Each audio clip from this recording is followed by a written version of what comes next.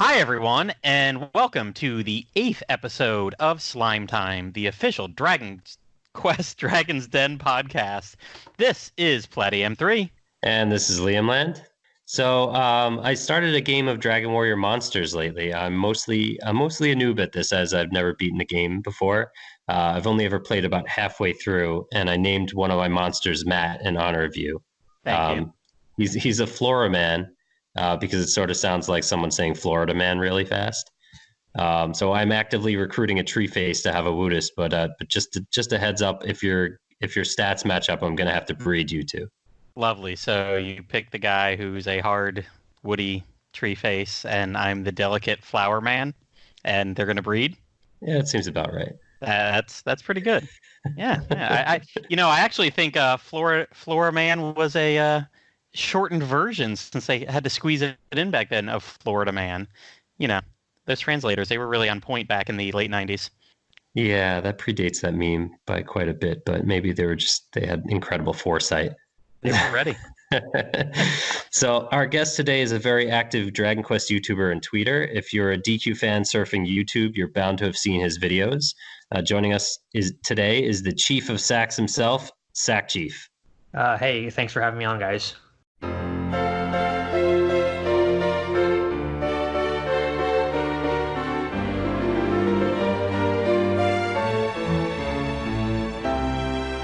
Our pleasure. Thank you. Yeah. During our last podcast, we were talking about Dragon Quest VII on the 3DS, and Liam mentioned one of his biggest regrets was he could no longer interact with the sacks that were hanging on the wall in the game. So in the 3DS version. Yeah, the 3DS. So we're glad that you're here today, and this isn't a 3DS version of our podcast, and we get to interact with you, Sackchief. Oh, I'm glad to be here. So on DQFM, you mentioned that Dragon Quest VIII was your first DQ game. Beyond 8, what was your second and third game that really got you into the series? So obviously there was a long hiatus between 8 and 9. It was like, 5 years, something like 6 years, right? Mm-hmm. Yeah. So I liked 8 a lot. 8 made me a fan. 9 kind of reignited it a little bit. I didn't play the remakes of the Zenithian games until after I picked up 9. Then I started tracking down the Zenithian games. So 9 in 2010 was me and my brother picked that up, and we were like really obsessed with it. It kind of reignited the whole Dragon Quest passion and all that stuff. So that was what brought me back in. 9 was my second game in the series. Then afterwards, I went back. I picked up 5, and then I picked up 4, and then I was there launch day for 6. And yeah, that's about how it happened. Nice. So you did you get to play? You mentioned 9, so I have to go off of my multiplayer spiel. Did you get to play the multiplayer with your brother at all? Yeah, we messed around with that. We had 2 DSs, so we did do the multiplayer a little bit. Nice. What did you think of it?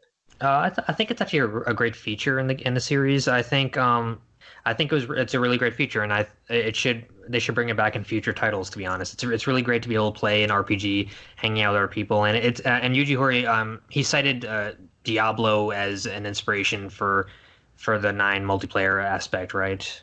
Oh wow. Yeah, I hadn't heard that, but that's pretty interesting. Oh, you hadn't heard that? He cites Oblivion and Diablo as being 2 major inspirations for Dragon Quest IX, so that's why it kind of feels a little bit similar. Interesting. Yeah, and then Dragon Quest IX's canvas mode and tagging system became inspiration for the 3DS. Street Pass, right? Yeah, the Street Pass. Mm-hmm. Yeah. Interesting how one influence can turn around and influence something else. Yeah. So you've mentioned in the past that your favorite game in the series is Dragon Quest V. Do you have a favorite version of it? Yeah, my favorite version of Dragon Quest V, it's the DS version, and I know a lot of people usually point towards the PS2 version, saying that's the best one.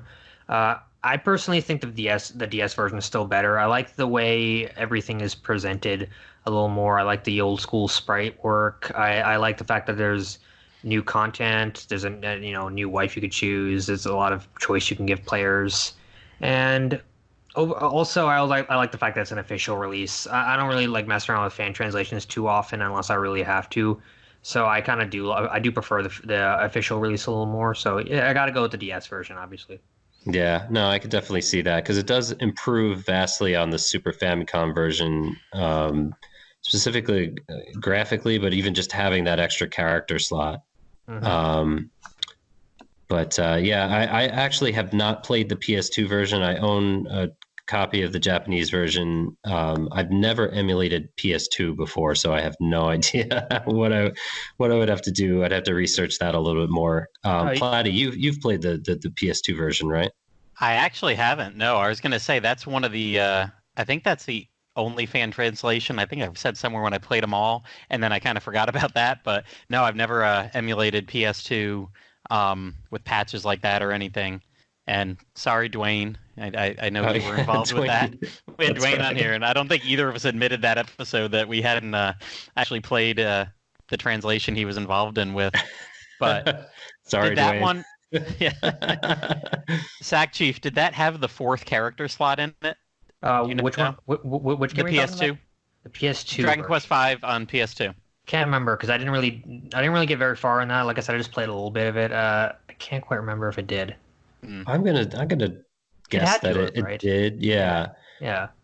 Just because I think that I don't know what they were thinking when they did it for the Super Famicom. It was a step back, and plus, in a game where you have so much monster recruiting, it didn't really make a lot of sense to limit you to 3 characters. So you have like all of these monsters and human characters in your party to choose from, but you can only choose 3. It's ridiculous, yeah. Yeah, so that was definitely a major flaw with the original 5 that I'm glad to see they fixed in the DS version and mobile. Mm-hmm. Definitely. So, Sackchief, moving away from Dragon Quest V, maybe. Okay. Thinking of all the Dragon Quests, do you have a favorite character from the series overall, or characters, if you must? No problem. Yeah. I'd say probably the first one that comes to mind is Elena from Dragon Quest IV. Mm-hmm.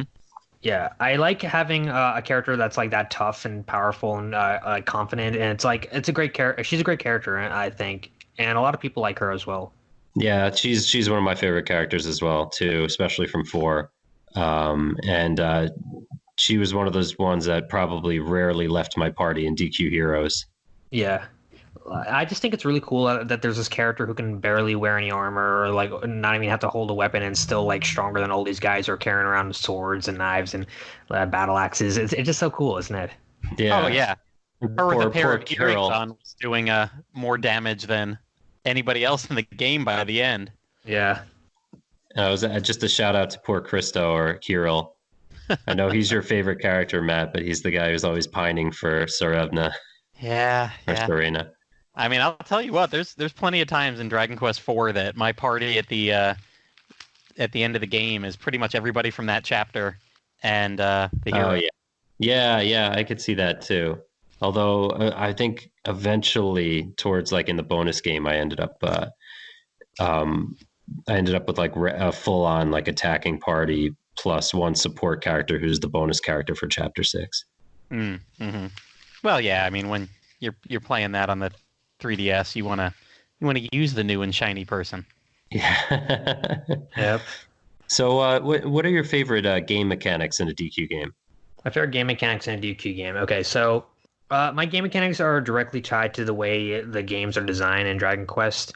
So it's my number one favorite thing about Dragon Quest is not really the combat, to be honest. It's not really the action. It's more of the exploration and the fact that the NPCs in the game are not just, scattered around. They're not just background decorations. I always found it fascinating how they're essential. You need to talk to people in order to know what to do next in the early Dragon Quest games. They, in the original Dragon Quest, they tell you where to go and they give you little hints of what the world is, how the world was built.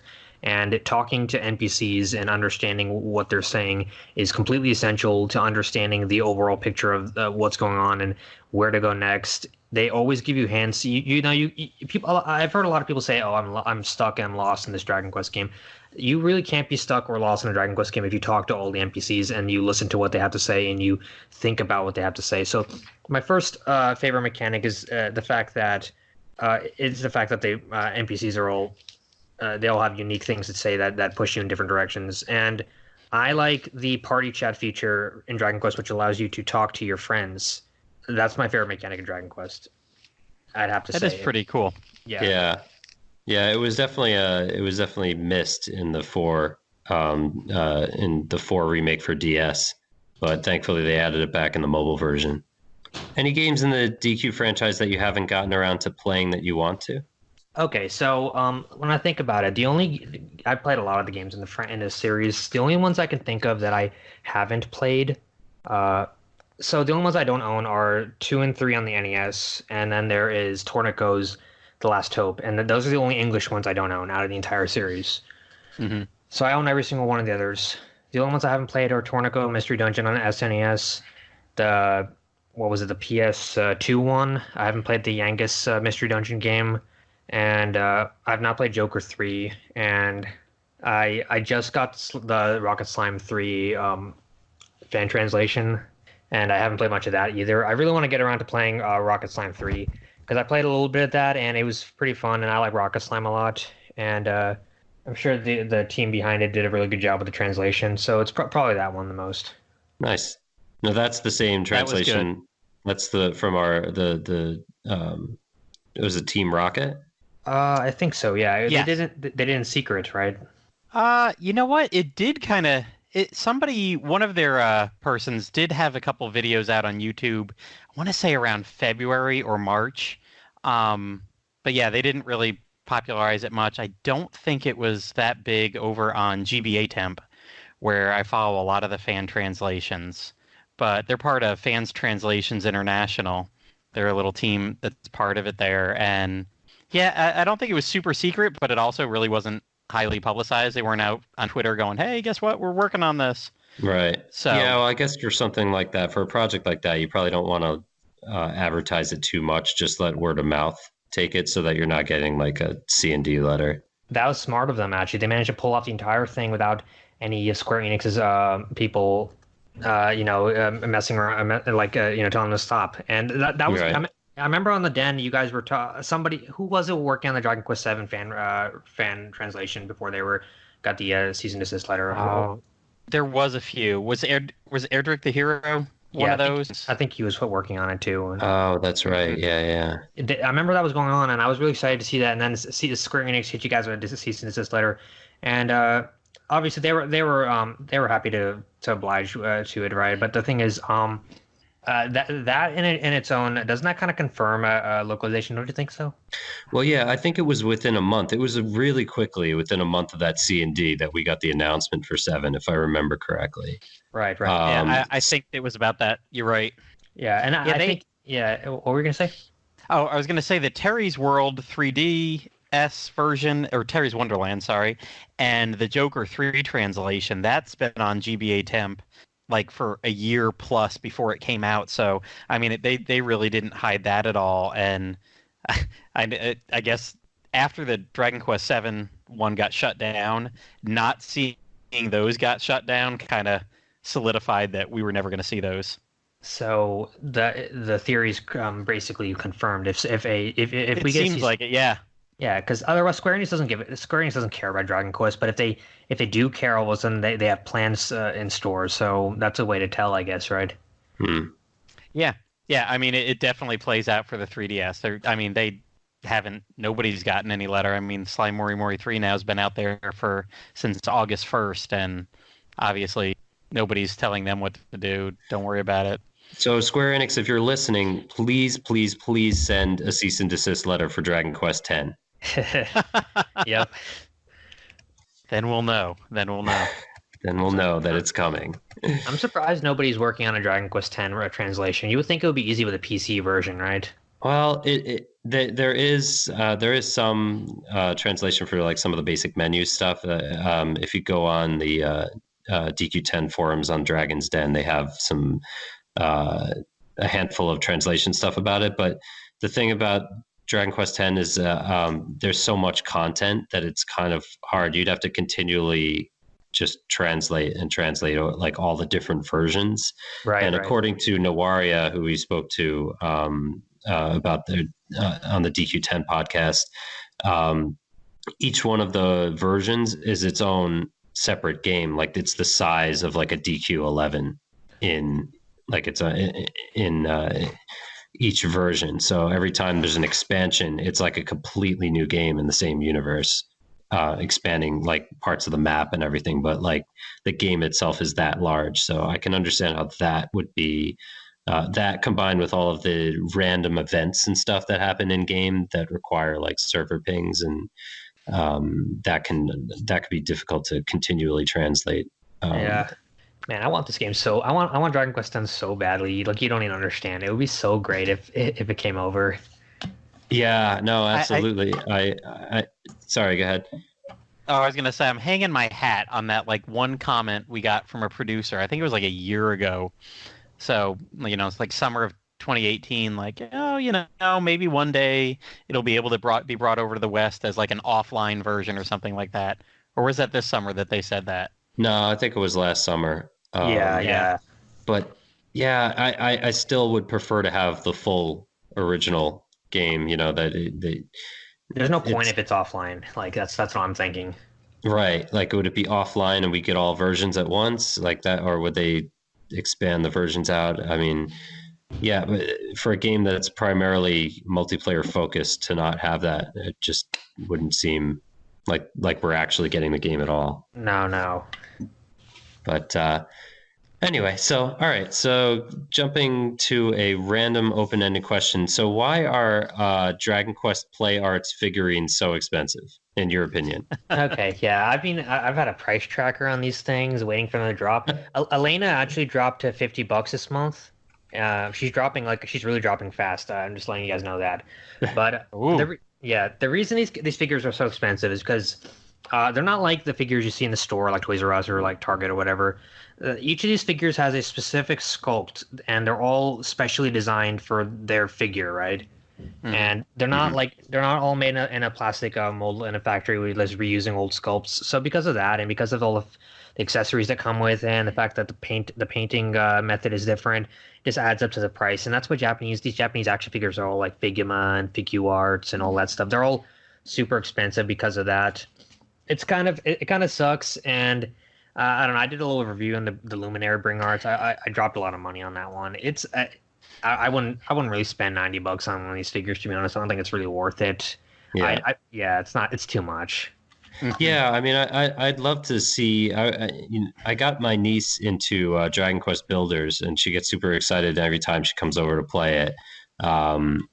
And she's really into Dragon Quest 8 as well, because you can change the main character. The character in front who's running around on the map. You can change it to Jessica. And I told her, I was like, if I find a Jessica figurine in Japan, I'll definitely get it for you. So I found it. Okay. And again, I found it at a secondhand store, and again, it was like $90, and I was, you know what? That's a bit much on a single income family.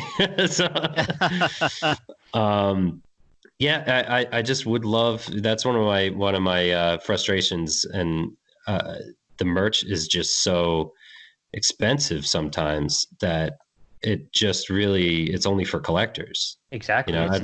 It's all limited run stuff. It's not around for a long time. Yeah. There's a lot of that in Japan too. They'll just have these temporary, almost like the kind of like the tombola, where you spend like maybe the equivalent of like $6 and buy a tombola ticket, and then whatever comes out of that, you exchange for like the Dragon Quest like kitchen and bath stuff, and they have like slime sponges and right.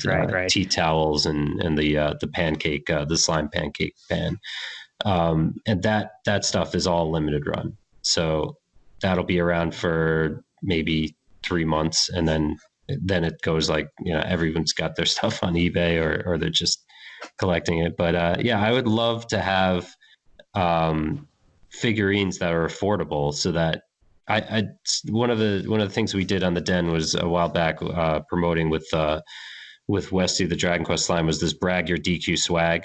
I remember that. Yeah. The hashtag contest for people just submit photos of their collected DQ merch. Mm-hmm. And I'd love to. I truly think that if Square Enix sees how much Westerners import, and how much Japanese figures are of merch. That's really going to hit home, and that like we could potentially get more merch over here to help with the brand. But we need more cost effective merch. It can't just be like $90 action figures. Like they're not, and Nobody's gonna buy that. Like, yeah, no one's gonna buy that. Yeah, and I'd prefer that if anyone's rich enough to buy all the Play Arts figurines, that they spend it donating to a Dragon Quest X servers for the West. But like, yeah. What? I was gonna say, I was just listening to this. I think it was it was another website, RPG Fan, was mentioning on one of their podcasts about the culture in Japan and how they're used to paying these prices, and when these kind of things come to the United States, they have to be priced high. Otherwise, the Japanese people will just buy it from the United States and import it back. So there's actual reasons why they keep the prices high here, because they don't want, if they're selling it, if they realize like, well, the United States people aren't going to pay $90, so we'll sell them over there for $30. Well, how many people in Japan are just going to go snatch up a bunch of $30 ones, pay a $10 shipping fee, and then, they've kind of changed the market over there based on what's over here. Gotcha. Yeah. They were talking about that, about different games and different one big reason for region locking, because they were mentioning some Persona game a bunch of years ago and how it's like one of the only ones that you can't buy across places because the yen was getting too powerful versus the dollar, and like it was so cheap on the US store that people were buying it or something. I kind of got lost in the whole discussion. It was a side note on their Earthbound podcast, but it's interesting. I was like, oh well, yeah, that's true. I mean, if these days you can hop on eBay and buy anything. I mean, yeah, that's true. Yeah, I was paid $8 for internationally shipped slime magnets. They were probably at the store over there for $2-3, but it's so inexpensive to then just internationally ship nowadays comparatively that those magnets, if they were over here on like the Square Enix store, would probably be $10 or something. It makes me wonder. You know how Dragon Quest games in Japan always drop. They always tank in price, and you can buy them for like $5 complete, right? Mm-hmm. I've heard the second-hand market over there is very inexpensive, relatively. It's really cheap. But the thing is Dragon Quest XI had a simultaneous worldwide release, right? Mm-hmm. The S version. Does the Japanese version have English voice options? It does, right? I actually don't know. If it does, then wouldn't that mean you can theoretically buy Dragon Quest XI S for like $5 in a couple months? No Switch tax. Yeah. You never know. PlayAsia might have that. That's a good question. I don't know if it has because I mean we have the Japanese audio, right? I'll ask a Japanese friend of mine if it does. Yeah, we'll see. Yeah. Did Pendy say that he has 11 in Korean with the Korean voice actors, or did he say that was? No. I'm pretty sure he did not say that. I think you asked him that, but he was like, "Oh no." Oh, okay, all right. I thought maybe it has Korean subtitles or something, because he said that he was playing a version that was released in Korea. Now that might be subtitles. It wasn't voice acted. I remember that question you did ask. That's a little overboard, I think, giving it new voice acting. Mm-hmm. And that would be it might have the subtitles, but even that I don't know if there's a full translation over there either. All right. Well, there's our economy of Dragon Quest and the international market. Yeah, talk about that all day. Yeah. So, Sackchief, if I don't know if you have before, but we had this on our Halloween episode, and since then we've been asking people if you could cosplay, or if you have cosplayed before as a Dragon Quest character, who would it be and why? Okay, so I've never done that before, but I guess if I were to, I'd probably do Dragon Quest 3 main character. I like his outfit the most. Definitely. All right. Nice. You want? Yeah, his crown's pretty cool. His it's a coronet. It's pretty cool looking, I think. I definitely am partial to the hero king versions. I know I give crap a lot to the Dragon Quest VII hero, flopping around looking like Link. Yeah. You could do a mashup of Link and as you call him, Hobo Link. Hobo Link. Hobo Link, yes.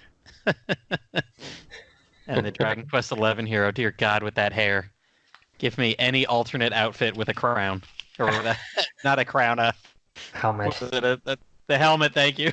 Yeah. I like his hair. His hair's fine, I think. It's really tough to draw. If you try drawing that, it's really a pain in the ass. But uh, I think maybe I'm partial because I have hair like that if I ever grew it out, that's all it would do. It would just, I think in middle school, I was going that way. And I'm like, nope. And I don't think my hair has reached like over an inch long ever since high school. So just go straight down. it's like straw.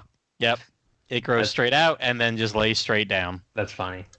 So it's completely just. I really don't think it's been an inch long or more in about 30 years.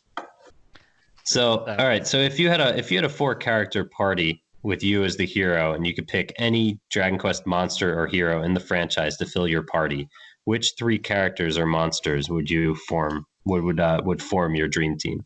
So I gotta think of all the toughest characters in the series. So if I go around, I think Elena from 4 would be a good one to have in my team. Mm-hmm. I'd have Saber from Dragon Quest V. I want a giant tiger to be on my team too. Why not? Yeah, he's cool. Saber, Elena. Let's think. Who else is really good? Oh yeah, I want Eric from Dragon Quest XI. Nice. He's awesome. He's really tough. He's like so tough compared to all the others. With the dual boomerangs. With the dual boomerangs, with his special moves that do his critical attacks. In the end game for Dragon Quest XI, he was doing crazy amount of damage. Like he's such an essential character towards the end. It's really cool. Yeah, what is it? Dragon Quest FM had an episode last week where they were giving hints for how to power level and do all these good things, and literally like half their episode was, okay, so you're near the end game. Well, you use Eric to do this. You use Eric to get the experience. You use Eric to steal this and get swords. You use it was like half the episode was use Eric.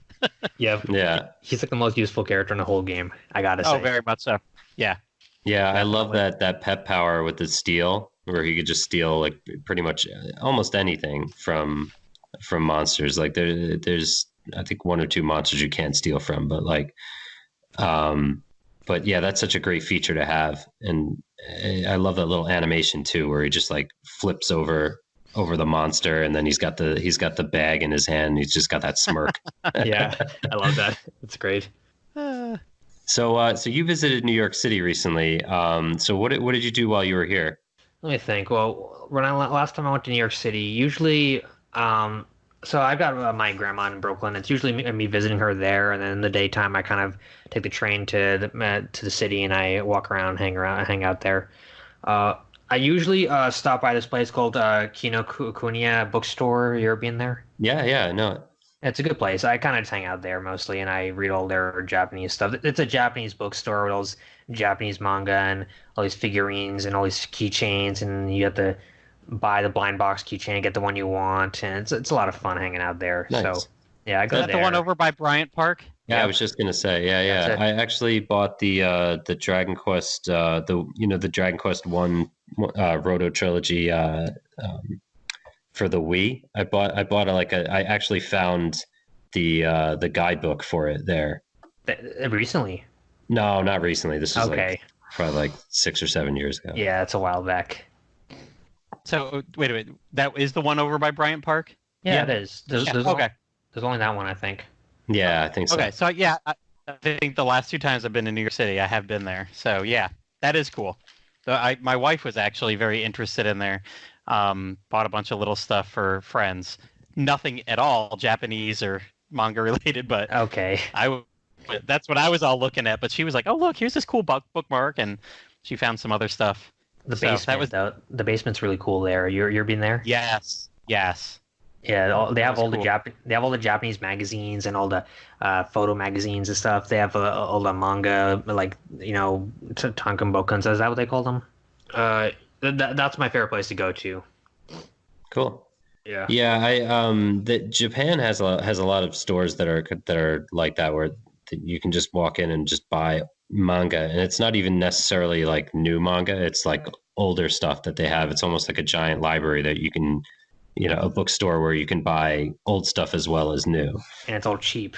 Yeah, so I was there in 2005, and I bought a bunch of Dino Daiboken manga that was like a decade old at that point or more, and it was still there in the bookstore. So I think that was at a book off. But yeah, Japan has a lot of stores that are like just like Kinokuniya, but with just exclusively Japanese titles. Right. Cool. So the next time you're in New York, let us know, and we'll organize a Dragon Quest IX multiplayer. Oh, that'd be fun. Yeah.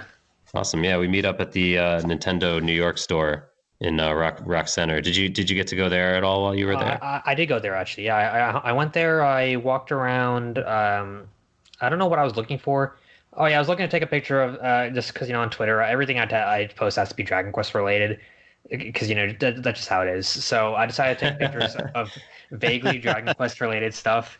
So I found the exact spot that Yuji Horii was doing his autograph in, and I took a picture of what it looks like now, and I did a side by side comparison, and it has like a Captain Falcon's helmet there or something like that now, but before he was doing his autograph session there. Nice. Yeah, the giant TV upstairs as well is always amazing to just watch them preview games on. I got to see them preview the Link's Awakening remake for the Switch there. Mm-hmm.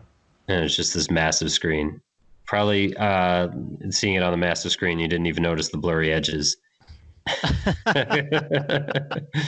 Yeah, I was complaining about that too. Is that the place where they had it's out there on all, everybody was tagged on it a long time ago, but in June when they did the Hero in Smash reveal. Yeah, they did that. Everybody going crazy. Yeah, that was there. That was upstairs. That was a great reveal. Everyone was going nuts because it was Hero. That was great. Yeah. I noticed when they saw Dragon Quest VIII protagonist, they all like started freaking out because that's a lot of people's childhood. That game. Yeah, I kept thinking though, were there really that many DQ fans in that room? Well, I mean, they saw Erdrick, and when they saw Erdrick, they started really freaking out. So I think maybe there are a lot of DQ fans out there. Yeah, more than we think. Yeah, it must be more than we think because sometimes it's hard to just kind of gather that fan base locally. Yeah. But yeah, it was amazing to see that many people super excited about Dragon Quest. Yeah, absolutely. I know that was a good day. I remember I was at camp that day and I was kind of trying to watch the stream on my phone as I'm standing in the doorway letting kids go to their parents, and because wasn't it like right at noon or 11 a.m. or something like that? Eastern that day. Something like that. Yeah, I know that feel. I don't know if I told you guys, but I missed to reveal the first couple seconds of it because I was picking up. My brother was graduating from high school, and I had to pick him up from his practice. He let me know like half an hour before it was about to start to pick him up. So I rushed there. I rushed back. I sat down. I missed. I missed the beginning, and that sucks because I was looking forward to seeing the hero. And like I really need to see this to react to that more than anyone, like on YouTube, to be honest. And I missed it. But it's fine, I guess. Whatever. And you haven't talked to your brother since. Yeah, I was pissed at him. I was not happy. I was very salty. But yeah. I reacted to most of it though. I reacted to I made it till when the 4 heroes came to save the Luminary. I made it to see that, and I saw that immediately, so that was okay. Nice. Yeah. So over the years, we've seen a lot of other RPGs that gain a large following in the West. In your opinion, what do you feel the DQ series would have to do to compete with a more mainstream franchise such as like the Final Fantasy or Kingdom Hearts? Okay, so what Dragon Quest needs to do to compete? First of all, I think that it needs to be promoted a little more by Square Enix. Obviously, they need to do more advertising. They need to put themselves out there a little more. They seem to be doing all this crazy stuff with Final Fantasy and Kingdom Hearts and sending it out to people and making people like there's that channel Man at Arms. You heard of that thing? No. It's like a YouTube channel or it's like a TV show or something where they build fantasy weapons and they test them out by chopping up watermelons and stuff. They did. Oh yes. Oh yeah, that sounds familiar. Yeah, it's a cool channel. They did one for every single Final Fantasy Blade, and they did it, and it was all sponsored by Square Enix, right? Square Enix paid them to do it. They could have done one for Dragon Quest. They could have said, "Oh, hey, do the Sword of Light, build a Sword of Light, chop some freaking watermelons up with that." That would get some people interested. It's little things like that Square Enix could be doing, but they're putting all their money and energy into Kingdom Hearts and Final Fantasy. And there's a lot of factors to why Dragon Quest is not doing well in the West. There's a lot of factors. It starts off with the fact that the time period when RPGs became mainstream, the 90s, mid to late 90s, that was the time when NX of America gave up and basically were having a ton of financial issues. But at the same time, Squaresoft was putting all these games out, and then Americans were growing up thinking, "Oh, this is an RPG. This is what defines an RPG." Even though Dragon Quest is what defines RPGs, they just couldn't. They didn't grow up with these games, right? So, it's like a domino effect in a way where all these gaming journalists and websites only talk about Final Fantasy. They barely ever talk about Dragon Quest. And it's just a mindset that American RPG fans have, where they seem to think that Final Fantasy is the game that started it all when it's really Dragon Quest. And I think adding the hero to Smash was the biggest step for getting Dragon Quest popular in the West. As much as if you think about it, that's definitely the biggest step that they've ever made to make Dragon Quest, mainstream. There was a point in time on Twitter where I knew every single Dragon Quest fan. I knew every single Dragon Quest fan on Twitter. Like, if you were a fan of Dragon Quest on Twitter, I was friends with you. I knew your name. I knew who you were. I didn't miss a single person. Now it's gone to the point where I can't even handle how many Dragon Quest fans are on Twitter. That's a good problem to have. It's crazy. There's people. I joined a Dragon Quest. There was a point in time where every single Dragon Quest fan knew who I was. I joined a Dragon Quest Discord server. Nobody there knew who I was, and I was like, I was pretty salty about that. You gotta be, to be honest. I was like, screw this. You guys don't even know who I am.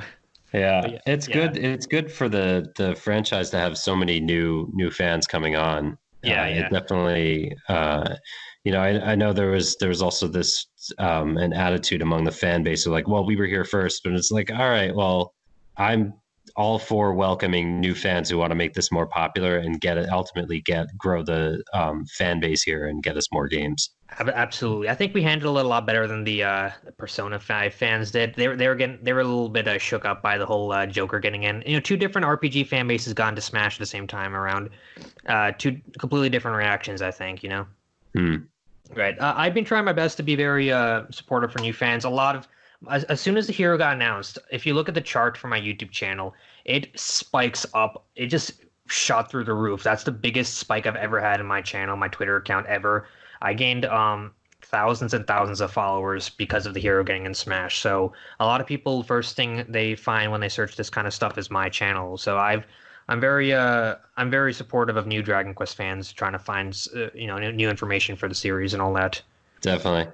And Platty, I remember didn't one of the websites also just crashed with the amount of people doing research on it too? Was that the Dragon Quest wiki, or it was the wiki? Yeah, I know people were all over the den like, hey, is the wiki up? Is the wiki up? Is the wiki still up? Yeah. And again, that's a good problem to have. If the site is going down because so many people are like trying to hit it up at once, that's a good problem to have for the franchise. Yeah. Although, you know what, it's not enough though. If you ask me, I think Smash was a good boost, but I've noticed things settling down a little bit. Have you noticed that it's not as big as it was back in June? Like, it's definitely. Yeah, it's settled down a lot. It's not as. I'm also starting to see that salt of like people talking about like the Dragon Quest Definitive Edition sales numbers and everything. And I heard, apparently it didn't sell.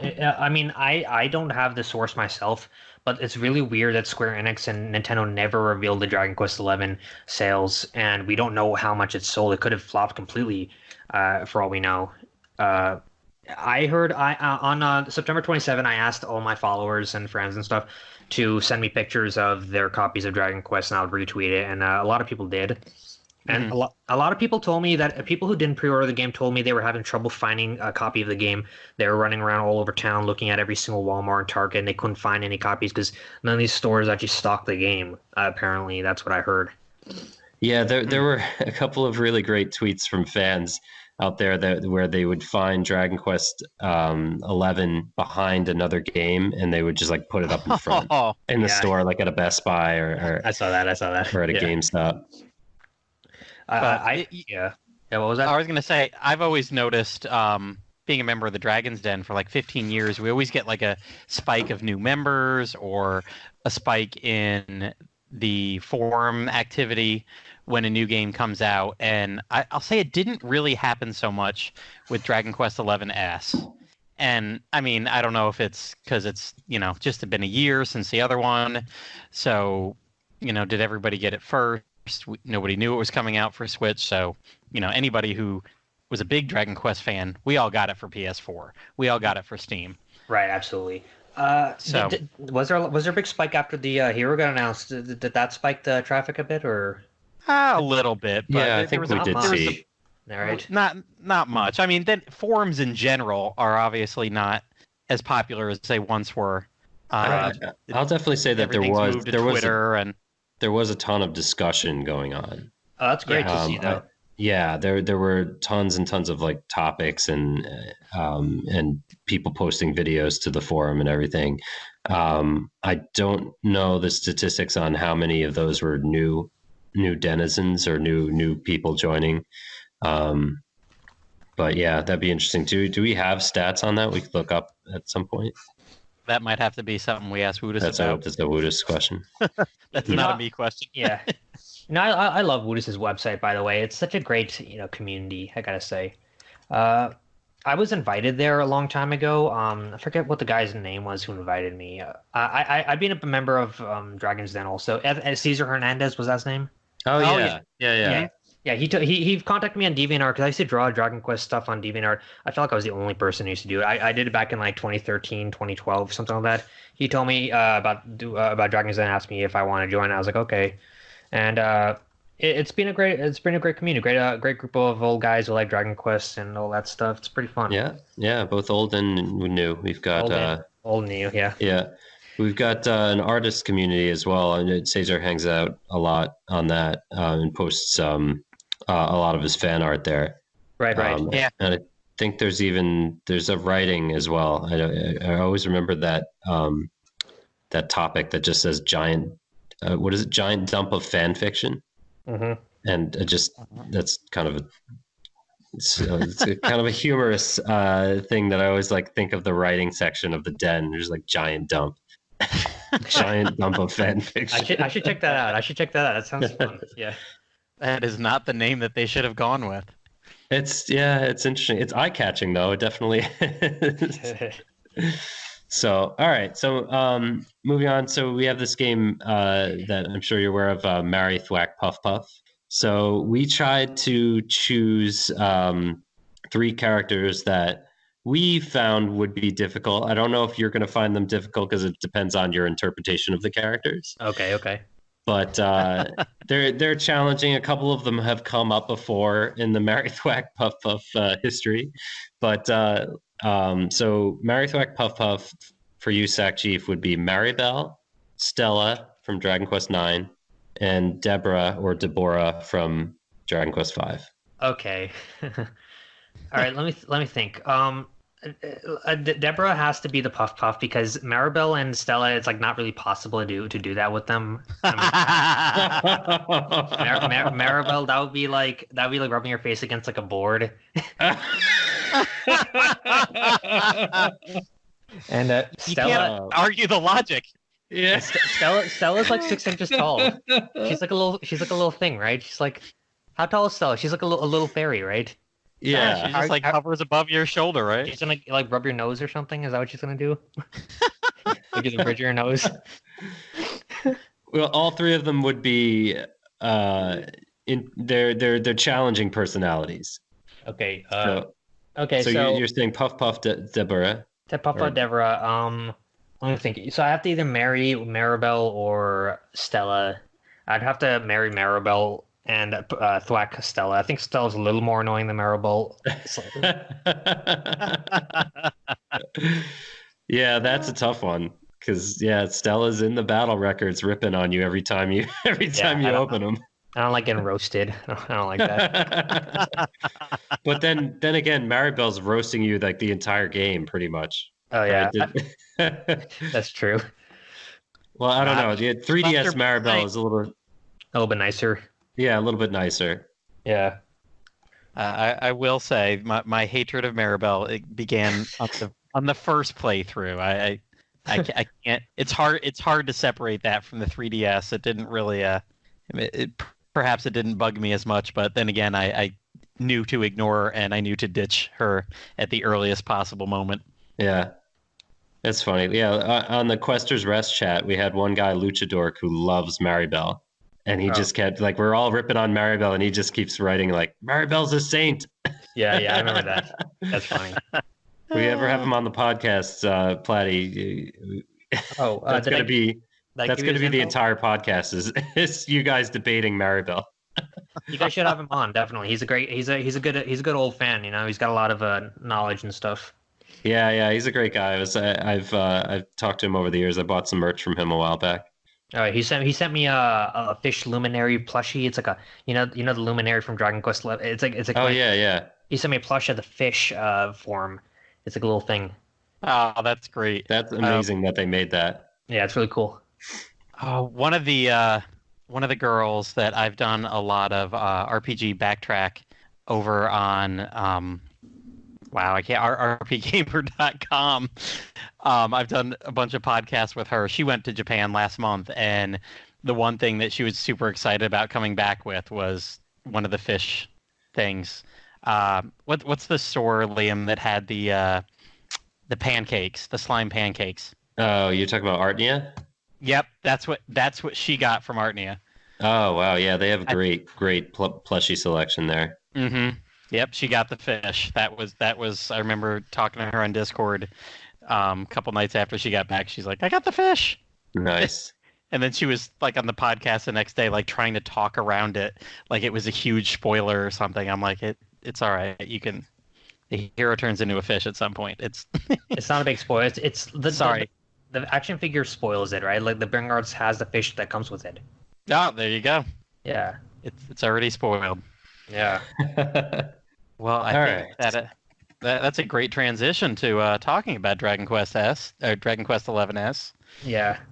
So that'll be our next main event here. We're going to talk about the game, hear what Sackchief has to say about a lot of different parts of it, kind of give our opinions. Now, because I know the last time we talked about it, it hadn't come out yet. Liam and I spoke to Woodus about it a couple days before it came out. So all we kind of knew were the changes, what we had seen online. I mean, obviously, this is one of the first times that we were completely getting a game unspoiled by any reports from Japan, because they were getting it too on the same day. All we knew was what we've been told. So I'll let Sackchief kind of summarize some of those changes that we got. Not going to go through the whole story here like I usually do, give him my 1 or 2 minute spiel about the Dragon Quest story, but we've done that. Listen to one of our previous episodes, play the game. I'm sure most people listening to this probably have played the game before.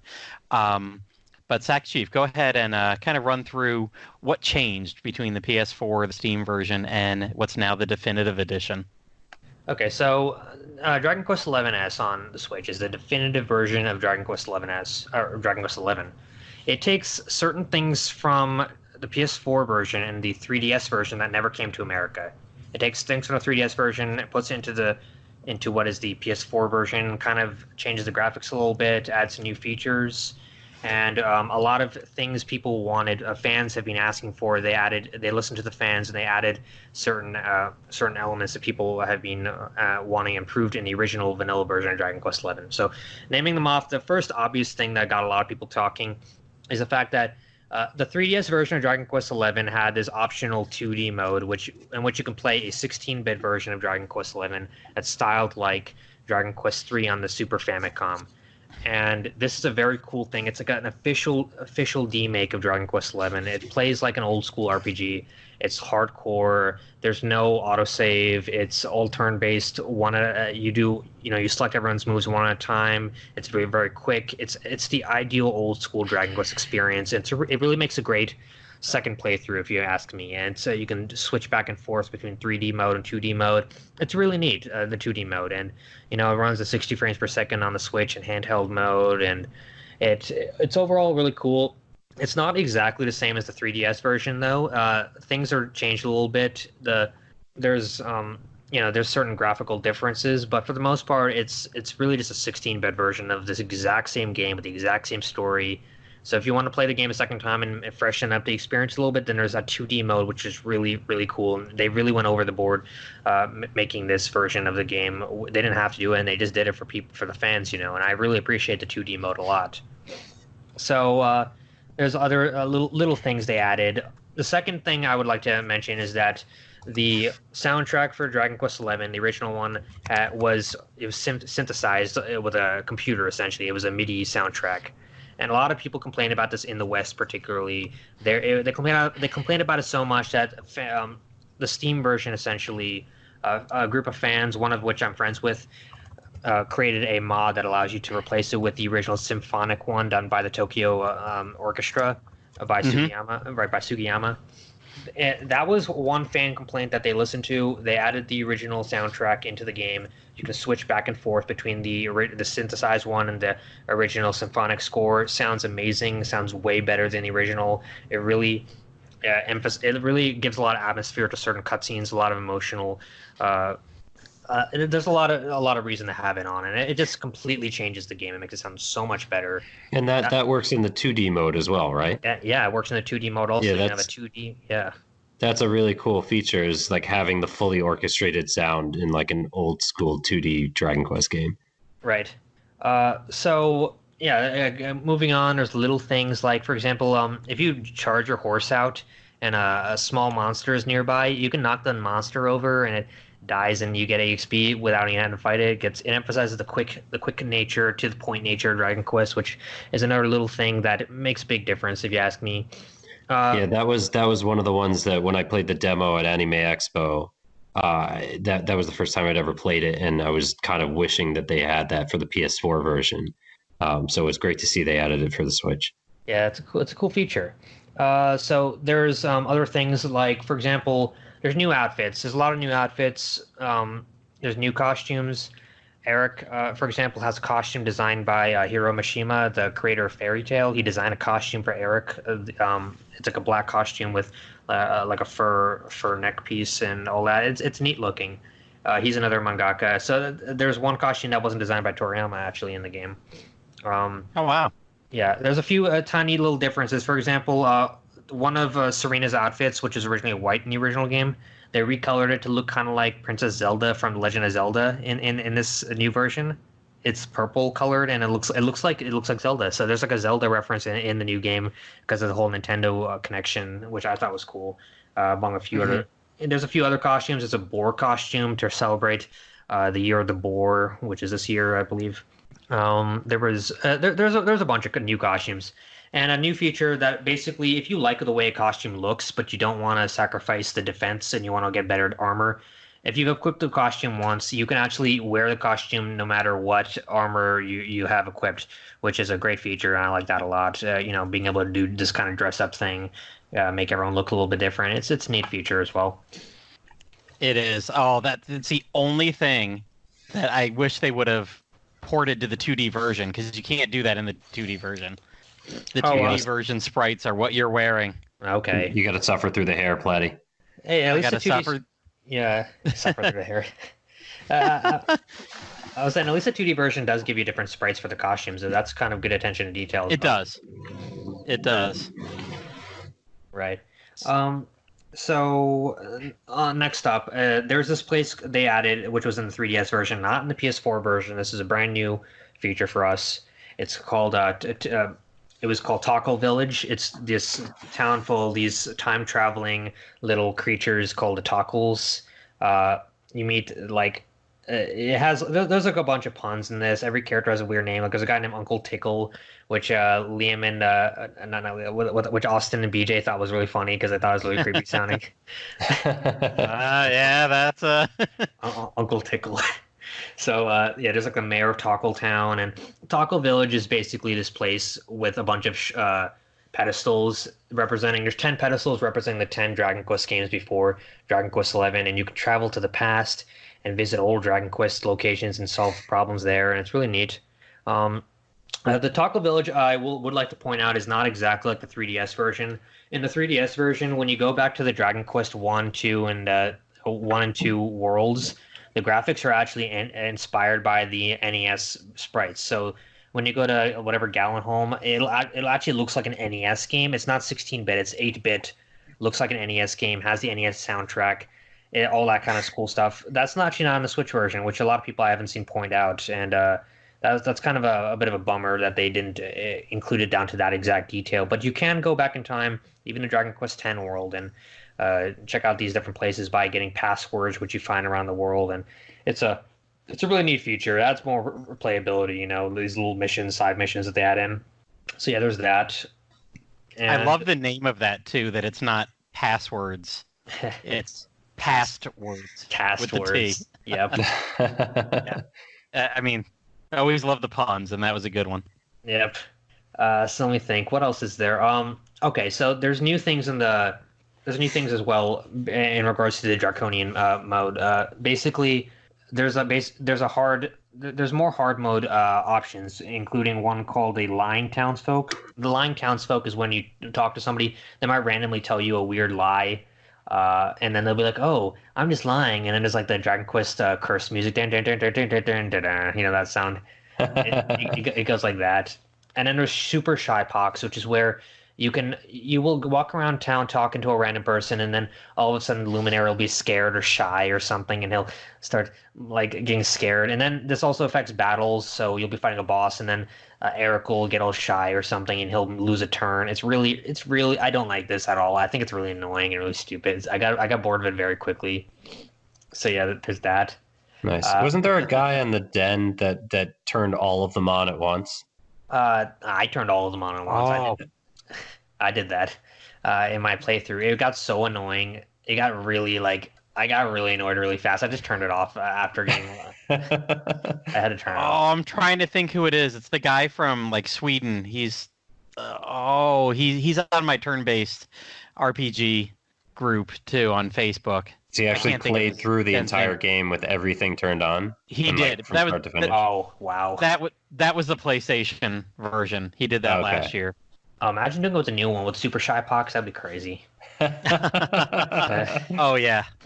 Oh man. I want to mention something about lying townsfolk. Sometimes it can have funny results. Like I walked up to the Sultan of Galapagos. I walked up to his wife and I talked to her, and she told me that the Sultan of Galapagos has 300 wives, and she told me that. She told me that. Oh, that of all people. That's yeah, great. that was a really good coincidence. I was like, wait, so is she telling me that her husband has 300 wives? Oh man. Yeah, after the release, we saw a lot of really great screenshots of stuff for the lying townsfolk. Yeah, floating around on Twitter. I would keep that on if I was to do Draconian again. I would do the hard mode. I'll keep that on. Mm-hmm. Yeah, right. the hard mode is definitely a necessity. I think for a lot of people, because I did a lot of exploration when I originally played it on PS4. And as such, my characters were leveling significantly as I was exploring the maps and like trying to track down all the crossbow points and things like that. Doing side quests, so I was way overpowered, over leveled. So yeah, definitely the Draconian mode, hard mode, is something I would do for my next playthrough. Mm-hmm.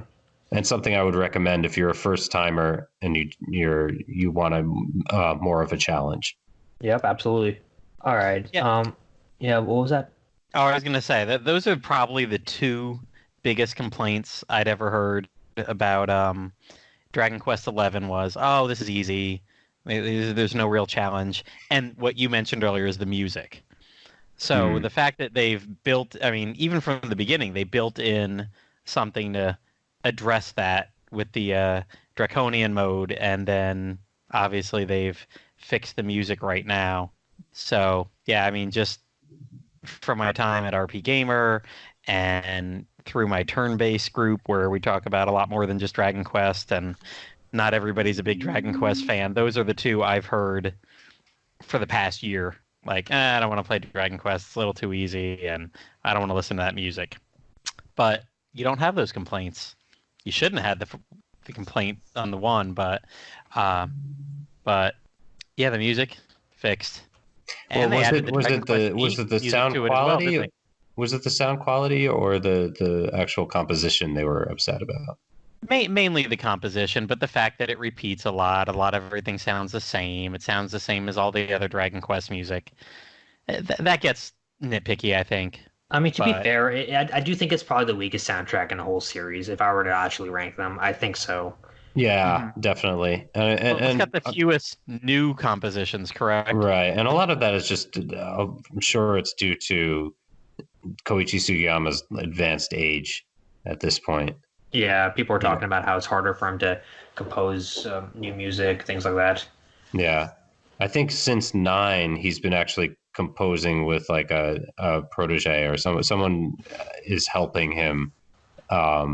I don't know to what extent they're writing music, but I do remember reading that on some sort of Square Enix music website, like probably about 10 years ago when 9 came out.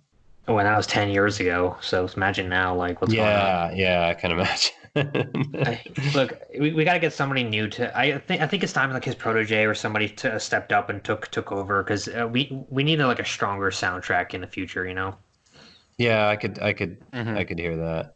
I remember talking to Mishi at one of the conventions, and she was talking about how the soundtrack for Dragon Quest Swords, the composer for that, whose name escapes me at this time, but hopefully Platty can look it up while I'm talking. The composer for Dragon Quest Swords is a really spot on sound alike for Koichi Sugiyama's sound, and I don't know that they used her again after that game, but or if I didn't there's even know it was another person. I thought it was Sugiyama. I didn't realize it was Swords or somebody else. I thought Mishi said it. Wait, And that music's really Manami great too. Matsume? Swords Yeah, has such a great battle yeah, theme too. You know, Manami Matsume. that was That's it. Sugiyama then. Wow. Yeah. They should get her to do some future game because I remember Swords sounds Oh, Swords no is way. Swords is a really good soundtrack. She wrote music for the original Mega Man. That's crazy. Oh really? That's some. So she's like a vet, industry vet. Then that's crazy. That is Yeah. crazy. So Yeah, yeah, so the music for Dragon Quest Swords, the reason it sounds so spot on is this composer was able to match the sound, the style of Koichi Sugiyama, and it was seamless. You know, if Mishi hadn't mentioned that that a different composer was used, I probably wouldn't have noticed that it wasn't Koichi Sugiyama. that is crazy. Holy wow. Good find, good find. Nice talk. Random conversation that led to that. Yeah, I would have never. That is a random Never. conversation. Yeah. Mm-hmm. So which version of Dragon Quest XI did you prefer? Well, I mean, here's the thing: the Switch version's great, but the Steam version. I mean, have you guys played the PC version of the Dragon Quest XI? I have not. No. No. I mean, when you play that, it's like your eyes are just like it's 60 frames per second. It's all high definition. It looks nice. It looks better in the Switch version. It's got better textures and resolutions and all that. If you mod in the orchestral soundtrack, you got that. So it's pretty close. But the Switch version has actually one more feature I forgot to mention that makes it the definitive version for me. I can't believe I didn't mention this. It has the option to speed up battles and make them faster. And this is a big one because if you go back to playing Dragon Quest XI on the vanilla version, the battles feel like they're in slow motion after playing the Switch version. Like it feels like it's in slow motion. The characters are so slow; they're doing everything. RPGs should be fast, if you ask me. They should be fast to the point. You just hit a couple buttons, battles over a couple seconds. That's how it should be. The Switch version with its super fast settings, you can do exactly that. You can those are probably the fastest battles I've seen in a Dragon Quest game lately, and honestly, that's what puts the Switch version over ahead for me. Nice. Mm-hmm. Now, did they preserve the two types of battle Yeah, they did. in the definitive edition? So when you're talking about speed, are you talking about like the new battle version where you can kind of like walk around and it's somewhat reminiscent of Dragon Quest X, or the classic mode that's a little bit more like Dragon Quest VIII? I prefer the classic mode. You know, Yeah, just same here. Hit the button, move on. That's all. You don't even walk around. Yeah. So the Okay, yeah. the speed is in the definitive edition applies to both. Yeah, I think it does. I haven't really done much of the new battle system. I kind of just stuck to the classic one. Yeah, I think I played about 2 weeks of it like that, and then I switched it, and I was like, I don't know why I hadn't been playing it in classic mode. It you know what's pretty funny is I think I switched within like the first hour or two of my PS4 version. So like I'm total now, like I've had 150 plus hours in there. So I like barely remember like that's a feature in the game because it was so early that I was like, nope, I don't need this if it's Yeah, meaning I feel like at I least, love yeah. Yeah, what was I that? love Grandia combat. Grandia is one of my favorite battle systems ever in a turn-based game, Mhm. and the positioning and everything so well. I was like, oh, why did you tease me with this Dragon Quest? Hmm. Like, Yeah. I thought sneaking behind people might do something or whatever, and I know they flat out said it right away when the game came out, but still playing it for the first time, I was, ooh, maybe it will. No, no, no. Doesn't make a But difference. no, Yeah. Well, I think it does in Yeah. 10. Didn't Nawaria say that that position matters in 10, cor- and that's correct. It does in 10. yeah. Yeah, So because that's why area of you can effect spells and whatever. and you can push the monsters so that they're further away from like damaging some of your weaker party members that might be in back or damaged party members. Right. It's just pointless in 11. I feel like maybe they did it for new fans who kind of like walking around and that kind of thing. Maybe they just did it for them. I, Yeah, I, it was interesting. It was definitely like, oh, this is different, but it didn't really No. add to it. Yeah, no. yeah. So would that be a feature you think that maybe Dragon Quest 12 fully implements? Oh man, I feel like there'll be a backlash. Dragon Quest fans love the traditional gameplay style so much that I feel like if they made it so that it has to be walking around, I feel like people would get pissed off about that. Yeah, you got to do it in baby steps. Like with 8, I don't think I ever remembered people getting pissed off that 8 like gave us third person perspective battles. But that That's was a true. huge step forward from like the classic. You can't see the heroes during battle Hmm. Hmm. Yeah, of like 1 through 7, right. and then in the 7 remake they added that somewhat. I don't expect Dragon Quest 12 to have like a 2D mode or all the amazing thing. Like they did a lot for 11. 11, they went overboard, thank God, on Yeah, it. Yeah. absolutely. Yeah. I think 12 is going to go back to being maybe having jobs, maybe doing something a little bit different, but they're not going to do the 2D, 3D, have it on two different platforms kind of thing, and now Yeah. three different platforms, or at least platform exclusives. A lot of games are going to multi-platform, PC and everything, but I think it would be more like PS4 and Switch and whatever simultaneously. Not that, but I wonder if that's something that could be done where, have that battle system that you could change, kind of like now where I mean, they have it a little bit with Dragon Quest 11S because the 2D is the same combat that you remember from Dragon Quest 1 and 2 and 3 and 4 and 5 and 6, everything. Like you pick your turn and it goes. Whereas it's also got what the vanilla version started where you go turn by turn. You're not, your character takes its turn. You don't input a whole string of commands at once. Hmm. I wonder if they could do a hybrid system where you could turn it on and off, where positioning matters, or you're just back to that third person vantage point. Ride that line. Yeah. I like the option to also turn off autosave. That would be nice. I don't really like the autosave feature that much. I can't find myself.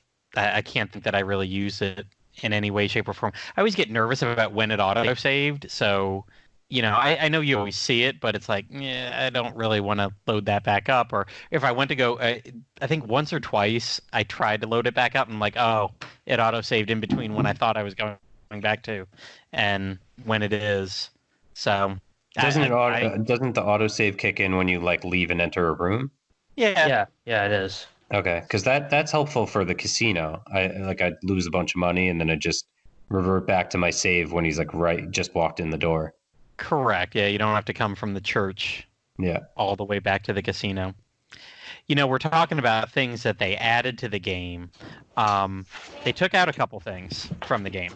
I know the two biggest things that I remember that they took out from the game were the crossbow targets that was in the vanilla version.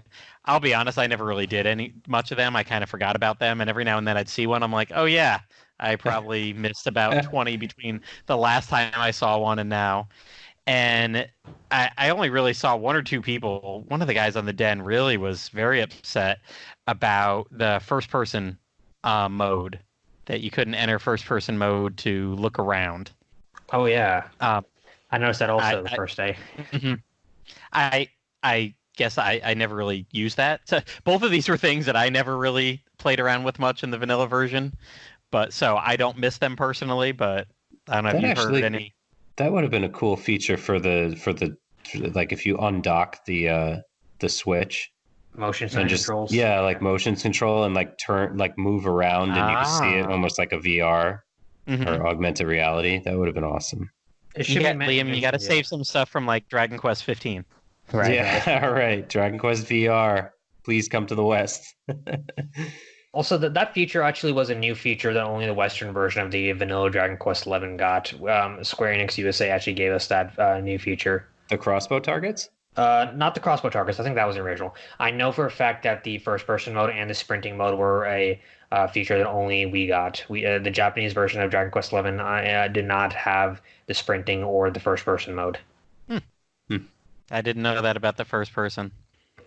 And, guess you can't. I mean, you never really could look too much at Crystalia all that well. You think it's like a censorship thing, you think? Maybe Nintendo doesn't want you peeking at people? Yeah. Really? That was it? I mean, that could be it, because I zoom in on the boobs? Yeah. I took a lot of pictures of the bunny girls on my Steam version with the first version camera. There's something, isn't there, like, a couple, like Crystalia in the, is it the monster catalog? There's a couple that you can't zoom in on or something like that. Oh, I remember, I thought Yangus was telling us about that. I think the women, I heard about that. You can't do an upskirt shot on any females. Like, you can't do one for Serena or Veronica, apparently. They're in there, right? I believe so. It's hilarious that they assumed we were going to do that. Yeah. Somebody on the staff was like, wait a minute. Wait a minute. Wait a minute. Our fans are pervs. Yep. So I gotta check to see, because is that monster catalog in the PC version? It is, right? I would assume so. Yeah, I mean, because that was pretty identical to the PS4. I'm surprised that a franchise that has literally like hookers and strippers walking around the street is going that far to prevent you from doing things like that. Oh, but yeah, I do remember somebody at one point was talking. We had that conversation. Might have been off air or whatever, or maybe it was just on the Den. But yeah, there was something that you couldn't zoom in on, and I mean, in the game you can do whatever, but so it had to be in the monster catalog. Maybe one of the witches that puffs or something like that. That might be it. Did they add any new puffs? Because that was such a great feature. Like that, every single puff in the game was completely different and oftentimes wacky. Yeah, I can't remember if there was a new one or not. That doesn't. But I won't give any spoilers. But the bungee jumping one. Oh, that's my absolute favorite. I won't describe it beyond that, but like that's my crazy. favorite one. Yeah, absolutely. I gotta go for the one in Galapagos. Nothing like the throwback to Dragon Quest 3 with that. Oh one. Yeah. With the guy, what's the guy's name? The character's name, Roughneck. I don't remember his name. Or the Tuffy. Yeah, Tuffy or Roughneck. I've seen it translated as both, but that's. And the fact that it's in the desert town too. I mean, it's a direct trend. Yeah, it's exactly the same. Exactly. Yeah. They nailed that one 100%.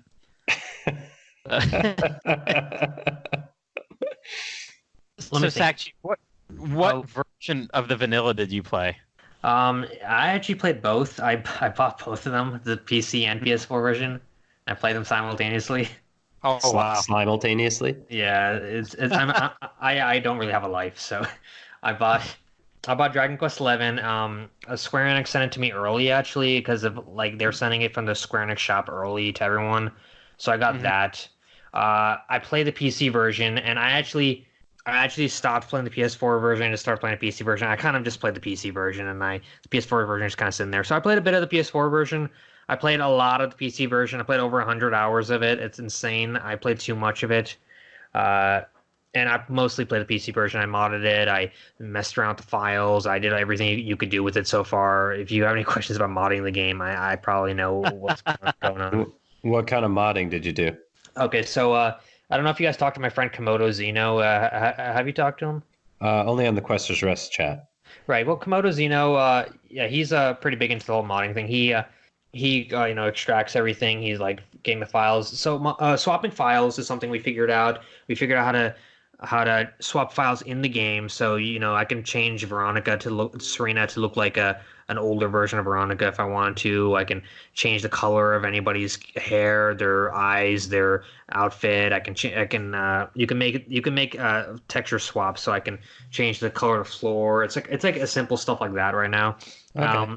And the big mod everyone's talking about is obviously the orchestral overhaul mod. I know the guy who created that also.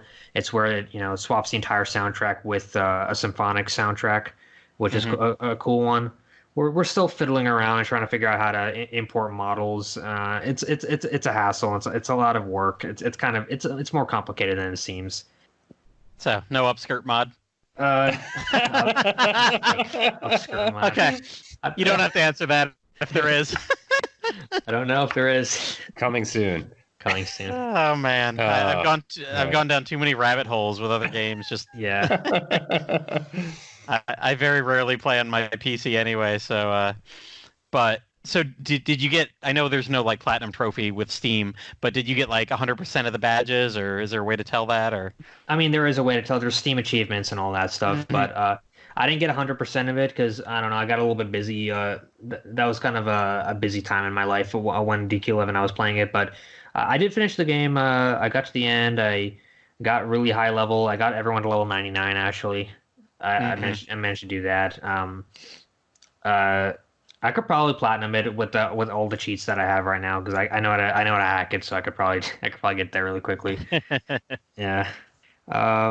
That's something I want to do eventually. I might just do it on the Switch version because that's kind of the version I'm sticking with these days. Messing around with the Switch version.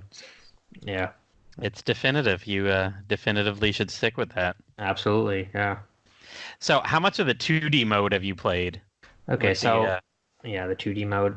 I played the 2D mode as soon as the game came out. That was the first thing I tried out. I played it until Gallopolis, from what's it called, Hato to Gallopolis, and then I stopped because I'm doing a Let's Play of the game, and I feel like a lot of the emotion in the cutscenes is gone when you're playing in 2D mode. The game was designed for 3D mode, if you ask me. The 2D mode's like a bonus. Every single little bit of emotion that you might get it from the storytelling is gone in the 2D mode. Essentially, there is none of that. All the sad moments, all the moments that make you cry and stuff. That's not there. It's just not there in the 2D mode. So I had to switch to 3D mode because I kind of just prefer the 3D mode, even though Yuji Horii and his team worked very hard to make the 2D mode, and I appreciate it. It might just be like a second playthrough for me. The first playthrough's got to be 3D. I definitely prefer the 3D mode, even though the 2D mode is very neat. Yeah, I mean, I have to second that, and it's not the same when Sylvando hands the piece of shit to the monster. Yeah, it's just not the same in 2D mode. Of course, you can't even tell what he's handing. Yeah, you and that piece of shit. Piece of shit. Yeah. Damn, what a piece of shit, man. That was a really funny scene. I really like that scene a lot. I swear this comes up in probably half our episodes. Well, yeah, he does it in his bare hand. He hands a piece of shit. No gloves. He's a performer. He could easily have gloves on. Yeah, that's true. But he's just so committed to comedy. Wait a minute, that line right there. He's a performer. Do all performers just walk around with gloves? Yeah, they could if they wanted to. I mean, you're in New York City, so I mean, do people just like walk around New York City? The ones who are handing pieces. Hey, I'm of on shit Broadway. I've got a glove. Yeah. I forget. Did he have the piece of shit in like his bag or something? Like, was he just holding it? Like, where'd he get it from? He picked it up off the ground. It's probably just the characters are always carrying horse manure in their bag. That's true. I was gonna say it's probably right out of the bag. Yeah, right. Well, my bag's always got plenty of horse manure in it. Every game. That's one of the things about Dragon Quest games. Is like if this was real, these heroes would smell like horse manure all the time. You gotta love that he finds horse manure, and his first instinct the hero's first instinct is to stick it in his bag. Yeah. I think I took a screenshot of in Dragon Quest VIII when it was like, "Oh joy, some horse manure or something." What luck! What luck! What luck! What luck? Bad luck. That's what luck. Yeah. Horse manure. It's a magic bag, though. I've always assumed, this is a magic bag that you can stuff, 99 of every item or whatever in. So through the magic of the bag, there is a separation of smells as well as a separation of items. That's my head. That thing. That's my headcanon. That was a topic that was very popular in the den for a while. Your own personal headcanon. Yeah. I'd just love to see that in a Dragon Quest game where, like, if you have the horse manure on your characters at all, the NPCs won't even talk to you. They're like, "Oh my god, what the hell is that smell?" And there's a draconian mode for Dragon Quest 12. Yeah, there we go. Should actually do that on our shit mode. mode. No joke. The shit mode. You're holding shit. Yeah, people like to act like you're smelling shit. I don't want to talk to you. Get the hell out of my house. And it just won't help you at all. Yeah, they tell you to get out of their house because you're smelling shit. All right. No, so can't get that in. You only got to stay at the campfire. Yeah. So that's it for the highbrow portion of the episode. Sackchief, you're right about the the 3DS or not the 3DS, the 3D version is definitely where people should start. I know I've played the game exclusively in 2D because I am someone who has a hard time replaying games. As a matter of fact, I'm sitting here tonight and I've got a stack of like 20 video games that I'm about to stick on eBay in a couple days because I do play games once and I get rid of them. With the exception of Dragon Quest games. I do keep all my Dragon Quest games. But even then, I find it hard until it's ported to a new system or has something else about it change that I want to get it again. Of course, with Dragon Quest 11S, I was like, definitely going to get this because I wanted to do the 2D. But even then, I'll say I'm about 20, 30, 40 hours in. I can't even remember at this point. And I had to take a break for a while. I'm like, this is the same game, and it's not as emotionally as impactful. It's not the same level of excitement even as playing it in the 2D as the 3D. I can see where you would have stepped away from that because honestly, I kind of have for a while too. I've been doing a lot of Persona and Shin Megami Tensei stuff lately, just taking a break. And I know back in the new year, I'll be like, all right, I'm gonna bear down. And I really do want to personally beat the whole thing in 2D because I feel, I've done 120 hours on the PS4 and I'll go back and I'll watch those 3D scenes. And that's actually something I want to talk about too, because I haven't seen them yet. I haven't got there. I didn't actually even finish Act 1. So totally agree with your assessment of the 3D being the definitive of the definitive version. And the 2D, especially for us older players that, Liam and I started with the original ones, but I think there's definitely a line in the DQ fandom. As you said, a lot of people's childhood was Dragon Quest VIII, and it seems like you either played that one on you got your membership through Nintendo Power and got the free copy, or you started with Dragon Quest VIII. Or now we're having a lot of people start with Smash. Yeah. Well, I accidentally missed the Nintendo one and got it a couple of months early. Or the sucker who bought it early. Yeah, so you're the sucker who bought it before it was offered free. Yeah. I'm glad there wasn't a lot of people like you, or I wouldn't have got it from the Nintendo Power for free. Yeah. If there were more of you in the world, there would not be. Yeah, there were. If more people bought it to begin with, then we might not have had gotten it for free, and that's where the majority of people. Yeah, that's true. That's an interesting paradox. That's where it became popular. Yeah. Yeah. I'm gonna move this question up a little bit then. So they added some extra story bits to the game in Act 2. Have you got to those? How do you feel about? Yeah, I just finished those recently. Here's my thoughts on the extra story elements in Act 2. At first I thought, new story, new chapters. It's got to be positive because it's new stuff, right? My thoughts on this is that it actually kind of ruins the game a little bit. I think it's actually not a good thing that these are added into the game. And let me explain. Essentially, after are we spoiling the game in this podcast? I just want to know. You know what? At this point, we can say, everybody, you've either played. I highly doubt anybody's listening to this far into it that hasn't at least known Sackchief quite a bit, played Dragon Quest XI quite a bit. If you are new, if you are not gonna want to hear anything, maybe hit mute for a while, or not mute, but hit pause for a while. I think it's safe to go ahead and spoil some stuff from here on out. All right, let's start spoiling stuff now. Yeah. Basically, at the end of Act 1, there's 3 acts in Dragon Quest XI. At end of Act 1, you get to Yggdrasil, the bad guy comes, he beats all you guys, you all get separated, you're not sure if everyone's alive, you're all alone, it seems very lonely, you have nobody in the world. This is very deliberate, the way this is all planned, the way the feel is, the fact that you don't know if your friends are still alive, you're going out there looking for them. It's like a very hopeless feeling, right? Mm-hmm. And right, and these new story chapters, they do fit well. There's no inconsistencies or canon discrepancies or anything like that.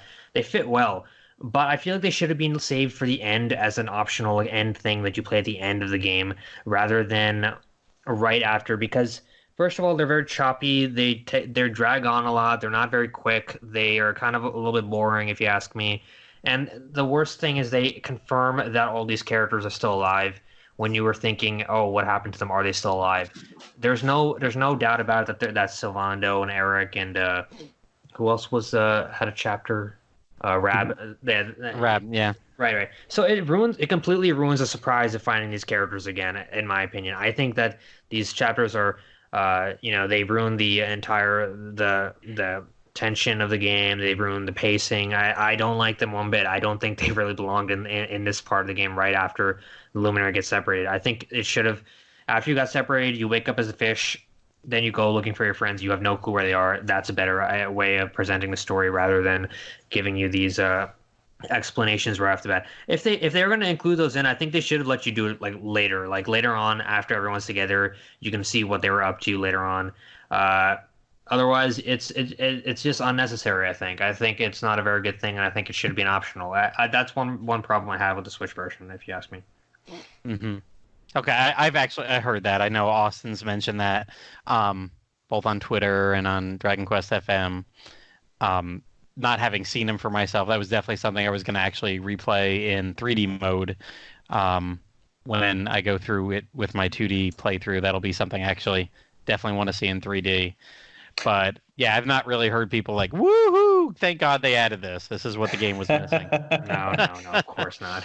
Did they add a 2D fish mode? I wasn't playing the 2D mode, so I'm not really sure if they did. Huh? Oh, okay. And Platy, you didn't get that far. That'd be interesting. That's a good question. Yeah, I haven't got that far to explore that yet. You know what they didn't do in 2D was the horse race. Oh yeah, they didn't. No, that I was like expecting to do like a little SNES horse race thing, and then all of a sudden the loading screen came up and there it was, like 3D. Just like it was on my PS4, and I'm like, whoa, that was a bit jarring. Did they replace it with anything, or it just shifts you back to 3D mode? 3D, yeah. It just goes, yeah. I mean, they did hey, I can't fault them. They did a whole lot of stuff for that 2D mode, but yeah, that wasn't done at all. I wonder if that's on the 3DS version in any way, shape, or form in 2D mode. So I have not explored the 3DS version enough. I've loaded it up a couple times here and there, but same. Knowing that, by the time I was ready to do that and take some time with it, we knew that the 2D mode was then coming to the Switch, and I was like, nope, I'm not going to fumble through with no knowledge whatsoever of Japanese. I'll just see what we get. And yeah. It's all right. It's not worth spending another 50, 60 hours of not understanding what I'm reading line by line to go through that mode or on the 3DS. It would be nice to play the 3DS version one day, though, I think. It would be cool, I think. Mm-hmm. Mm-hmm. I know the biggest difference between having that and the 3DS version and the Switch is how another thing that kind of isn't what everybody expected it to be on the Switch, but on the 3DS version of the game, you could go between modes at I think any church Anywhere. or anywhere, and it'd go pretty quick. It'd be like boom, you're now in the other mode. Right. Whereas here on the Switch, it takes you to certain story beats. You know, you That's a can big problem switch I had, it. Yeah. Yeah, I mean, you can move between the versions at the church or the save points, but then you have to pick like, hey, do you want to go back to when you jumped off that waterfall, or when you met this character, or when you did this, or when you did that? So it's very rare that you're doing it right at the same moment and right at the same story beat. So That would be hilarious if they did like the 2D cutscenes with like the 8 to 16-bit versions of them jumping off the waterfall. Or like jumping off the that it would kind of, I would have to imagine it would kind of look like South Park. But yeah, I mean that's something I know. Yangus played all the way, I think, through Galapagos, and on the 3DS. He's got his Japanese 3DS, and he imported the game and kind of played along. Just that maybe he was doing the PS4 version, so he kind of knew what was going on, or maybe a little earlier or whatever. But he said, yeah, he could just switch back and forth whenever he wanted. Nice. All right. So speaking of character designs for DQ11, what was your favorite? Did you like the character designs for DQ11 and I do like some of the character designs for DQ11. They're probably not my favorite in the whole series, but some of them are neat looking. I like the way Veronica looks. I like her little hood and all that. She's a good, well designed character. She's fun to draw and all that. The Luminary, he leaves a little bit to be desired. I think his outfit could have been a little bit cooler, maybe. I like his end game outfit with the crown and the Luminary logo. I like his end game outfit a lot more than his starting outfit. Yeah. Serena, Eric, those guys, their outfits are cool, but I feel like the alternate outfits you change into are a little bit nicer in this game. Yeah, I kind of wondered, like, do they make it bland just so you can have those extra outfits and get that excitement? Mm-hmm. All right. Now some of my favorite designs. I like the way Jade looks a lot. I really like her green outfit, and it's really cool looking, Jade's outfit. And Rab has a really great character design as well. The way he looks, the kind of feeling you get from looking at him, the way his character is designed in general. Toriyama, he's like a master of the craft. He knows how to design a character, what kind of vibe you get from them, but just by looking at them, and it works. Every character's personality reflects the way their appearance is, and it works very well. Hendrik, he's got this big kind of gruff guy, and he's a guy very serious personality. It's all they all have great personalities. I'm being honest. They all look great. Their personalities all work really well. Yeah, I don't know if this is. Oh, I was going to say something real quick.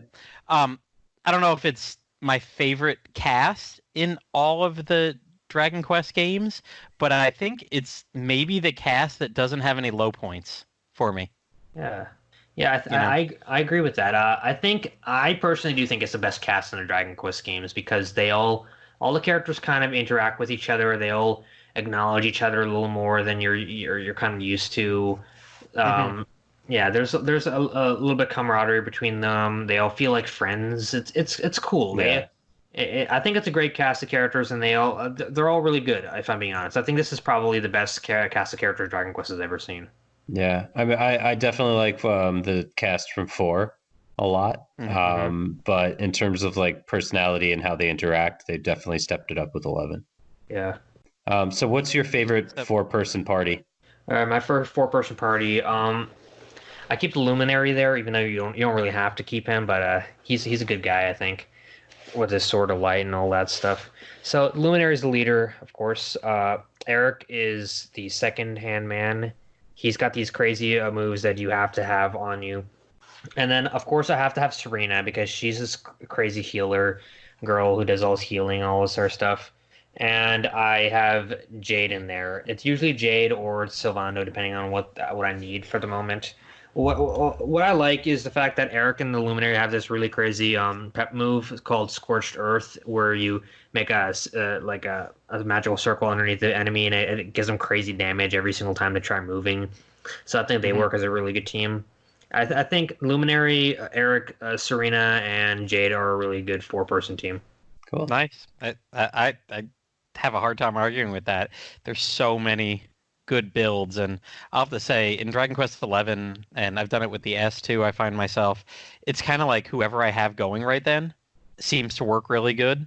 I mean, I'll almost always have Serena and the hero, but then, yeah, I mean, Eric is is awesome, and Sylvando's in there for some extra healing sometime, or Jade is I'm more of a physical attacker person in role playing games. I like that, so definitely works. But just going back to what we were talking about before, without any low points, like if somebody gets knocked out or somebody's low health or low MP, and I got to switch them out, like I find myself 20 minutes later, like I just kind of forgot to put who I had in there back because whoever I replace them with is pretty darn good themselves. Right. It's a good cast. So, what do you think about the whole? And this kind of is not just the definitive version, but what do you think about the whole overarching story of Dragon Quest XI? What do you think? Where does this stand in the of all the games in Dragon Quest? So, where does it stand as a story as a story among all the other Dragon Quest games? Is what you're asking? Yeah, yeah. What do you think about the story, and where do you think it stands with the other ones? Okay, so Dragon Quest XI, I think it's a story that it embodies what I look for in a game. It's not complicated. It's a simple story on the surface, but when you look in deep into it, it has these deep characters, a lot of meaning, a lot of a lot of themes that you can understand if you play the game and you kind of just try to think a little bit about it. These themes about heroism, about bravery, about doing the right thing, about like never giving up, things like that. And I think I appreciate that kind of story in a video game rather than something really complicated. So Dragon Quest XI is one of my favorite stories in the game because it is a story designed for. I know a lot of people say, "Oh, if you're new to Dragon Quest, you should jump into 11."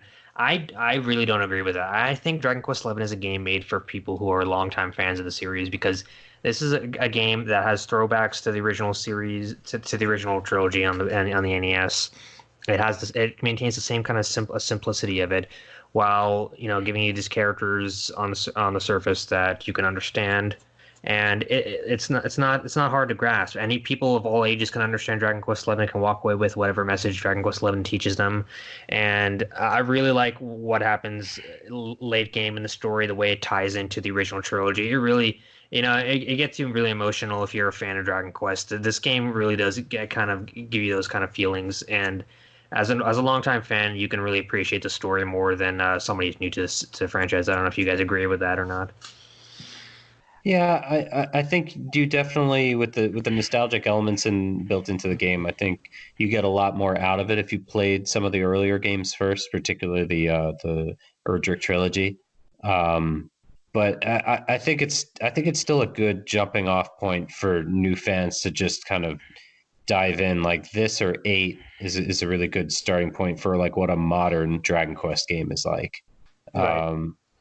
With the 3D battle perspective, because I don't know that every new modern player for DQ is going to really get the classic style of like of a 1 through 7. And I mean like 7 for PSX. Yeah, I don't know. Platty, what are your feelings on that? I I feel that I see this actually in the Legend of Heroes game community as well. Whereas with Trails in the Sky, Trails of Cold Steel, that just had its big Trails of Cold Steel 3 release, that you've got half the fans like, oh yeah, just jump into the Trails of Cold Steel, play it, and then you've got half the community like, oh my God, if you don't play Trails in the Sky 1, 2, 3, if you don't play the machine fan translation of the never released in the United States PSP games, then oh, you're not going to get what's going on in Trails of Cold Steel 1 and 2 and 3. You won't enjoy it. It depends on the player. I think it really depends on the player. Yeah, it'd be hard to recommend for maybe a 16, 17-year-old kid who's played a lot of first-person shooters and only 3D games their whole life to pull out your mobile phone and start with Dragon Quest 1, yeah, you're going to get more out of it. But, I mean, we're fans of the whole series. We're going to get a lot out of going in order and knowing that. So, I don't know. I'd have a hard time for every single person recommending go straight through. But 100% agree with you're going to get twice, 3 times the enjoyment, the content, the smiles, the giggles here and there, knowing the history, going through all of that to get before you play Dragon Quest 11. But it's hard to recommend a 3, 4, 500 hour prologue before you plug this in. But excellent story, excellent story. I get that. All right, you want to go ahead and ask that, Liam, or I will. Either way, moving along. No, you go ahead. All right, so Sackchief, what was your favorite riding mount in the game, or have you met any of the new ones in Dragon Quest 11? Oh, you mean like the slime knight where you're bouncing around? Oh yeah, that one. That was neat. I like that one. Somebody on Twitter mentioned this. They said it was funny how if you take any of your mount to the campsite and you sleep for the night, your mount will be sitting in the pen where your horse would be sitting normally, right? Oh my. Yeah, I remember. I don't think I ever noticed that. Oh, you never noticed that? I did not notice that. Nope. Well, what people were saying was the slime knight when you have him in the pen, he's the slime is sitting in the pen and the knight himself is standing in the pen. Even though it's like a knight, he's like a sentient creature. He's like standing in the pen by himself with the slime. Like he's not even sitting like around the fireplace with you guys. People thought that was kind of funny. Yeah, I remember. I think on the Questers Rest chat talking about whether or not that was an actual toy or an actual like monster. The knight of the slime knight. Right, because Rocket Slime makes it seem like it's a fake. It's like a hollow armor thing that is just sitting on top of. Like, isn't that what Rocket Slime says? Yes. Yeah. Just playing Mori Mori 3 a couple months ago. It's just something you pick up, and once you pick it up, you can hit a button and slash. But I mean, it's just like a weapon sitting on the ground, right? Not a character necessarily. But in 11, you see those things walking around though, so that's a little bit different. Yeah, that's right. I think the slime knight's probably my favorite riding mount. Nice. And as like Sackchief said earlier, you're like, yeah, you are just hanging on. Mm-hmm. Or were you on top and the knight's hanging on? Yeah, you're on top, knight's hanging off the side. Yeah. Nice. And now I remember Yangus saying this, but is it in the game with the golem and he's like holding you, or you're on his shoulder or something like that? That's a new one also. I saw that one, yeah. Mm-hmm. Yeah, I think I found that one, but that's pretty funny. You're on his shoulders, right? I think I did see that. Mm-hmm. That'd be awesome to do in real life. Walk around a guy's shoulder. So anything graphically wrong with the Switch version? I mean, obviously it's not the PS4, but like, how do you think the average player will feel about the graphical difference on Switch? It's not quite as good. It's because the Switch doesn't run Unreal Engine 4 very well, and that's what the PC version is running. Things are different about the Switch version. The graphics themselves are toned down. The textures are a little bit different looking. It has this kind of blurry, kind of anti-aliasing looking thing going on. It's not 60 frames per second. It's 30 frames per second. It's not nearly as good. Like playing it on the PC and playing it on the Switch, it's day and night. PC version looks so much better. The Switch version has all these new features and all that push it above the PC version. One thing I will say though is in docked mode, it's a little in handheld mode. I mean, it's a little disappointing how blurry it looks. Kind of, it's not. They're trying their best, you know. The Switch is not that powerful.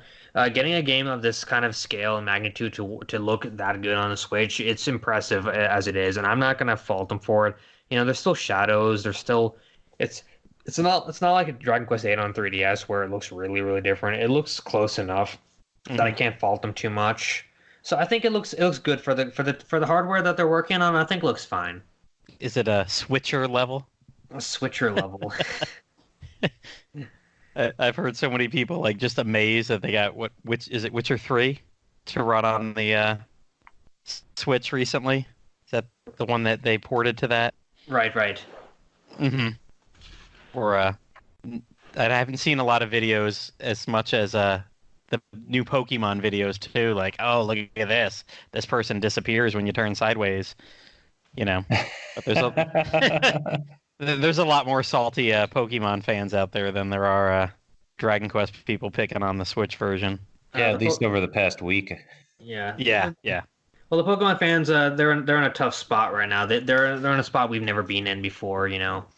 Having this kind of I'm gonna be honest, it doesn't look good. Their new game, it looks kind of crappy to be honest. The way the graphics look on the Switch, it looks last gen. They're cutting all those Pokemon out. If I had a really crappy Dragon Quest game and I'd have to defend it, being like this, the fan club president, I would be kind of salty too. But at least we're not in that situation. Oh, if only crappy Dragon Quest games sold 6 million copies in a week. With that. Wouldn't that be a horrible problem to have? Yeah. Uh, So, do you have any favorite moments in the game overall? Uh, any favorite moments? Yeah. My favorite moment in the game is my overall favorite moment in the game is the final cutscene.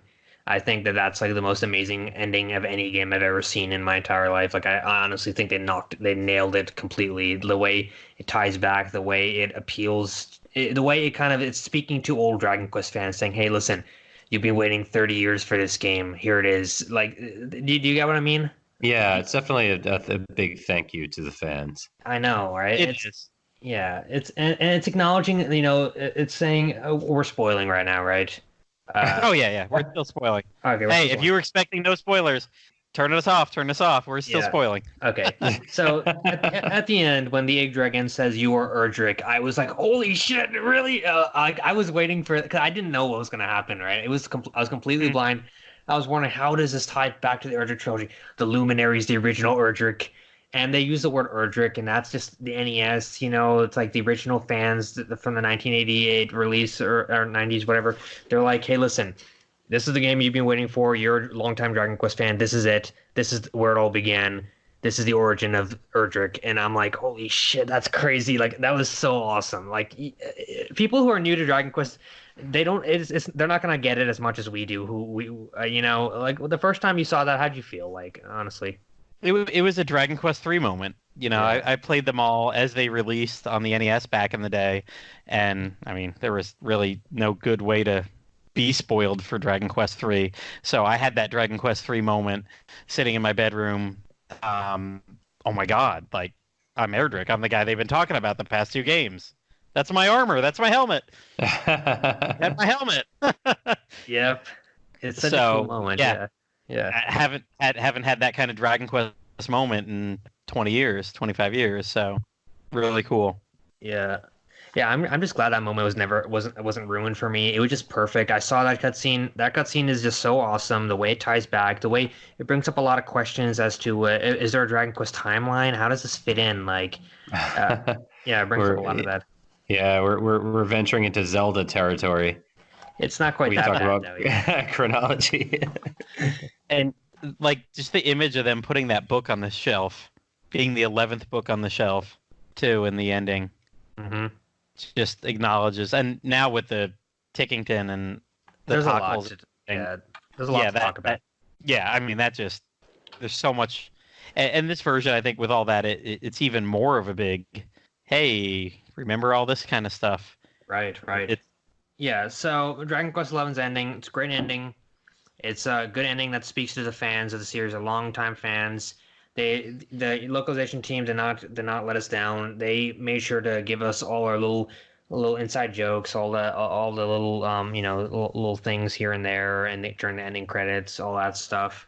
The ending cutscene brings up a lot of questions also in regards to timeline theories. We were talking about this also. There's a lot to talk about in regards to timelines because Dragon Quest XI establishes itself as the first in the timeline. The Luminary is the first Erdrick. I just thought that was a great moment, and honestly, it couldn't have been better. It couldn't have been done better. It was it's just a very emotional moment. I think that's all. agreed. Yeah. So, shifting off of Dragon Quest XI for a second.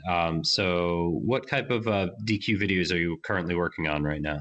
So, for the next month, I've got a few DQ videos where I'm working on. Now, every Friday, I upload a Dragon Quest XI Let's Play episode. That's kind of what I do.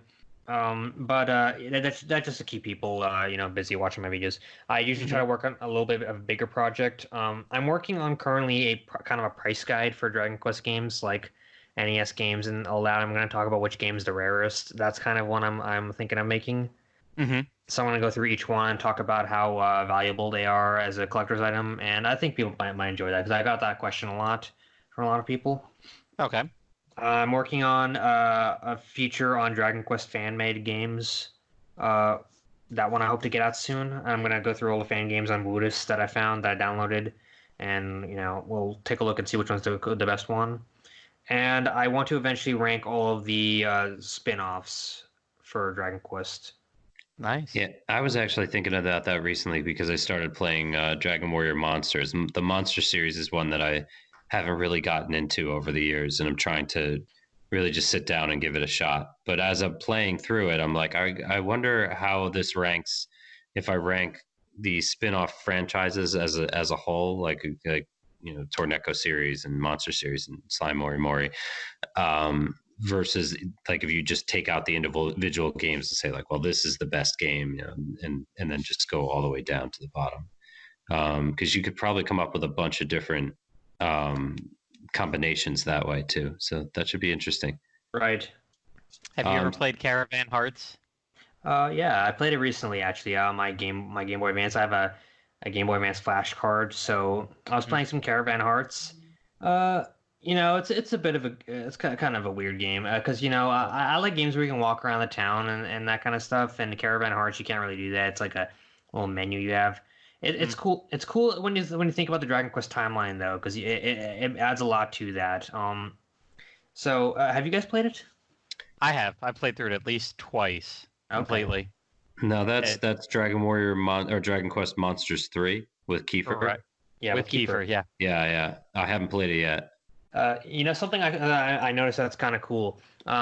In Dragon Quest VII, Dragon Warrior 7, whatever, when you first find a monster after going to the pass of slime, the kids are freaking out. They don't know what the heck it is. Maribel's like, what is that thing? Because they've never seen a monster before, right? Mm-hmm. And Kiefer's like, oh, that's a monster. And she's like, how do you know that's a monster? And he kind of brushes it off. And I'm thinking like, damn, it's because of Caravan Hearts. He knows what that's a monster, right? Yeah, there's definitely some continuity there. Yeah, they thought about that, right? I just realized that. And then at some point, his level goes back down to 1, so he could start Dragon Quest 7. Yeah, he got lazy over the years. For reasons. He discovered girls.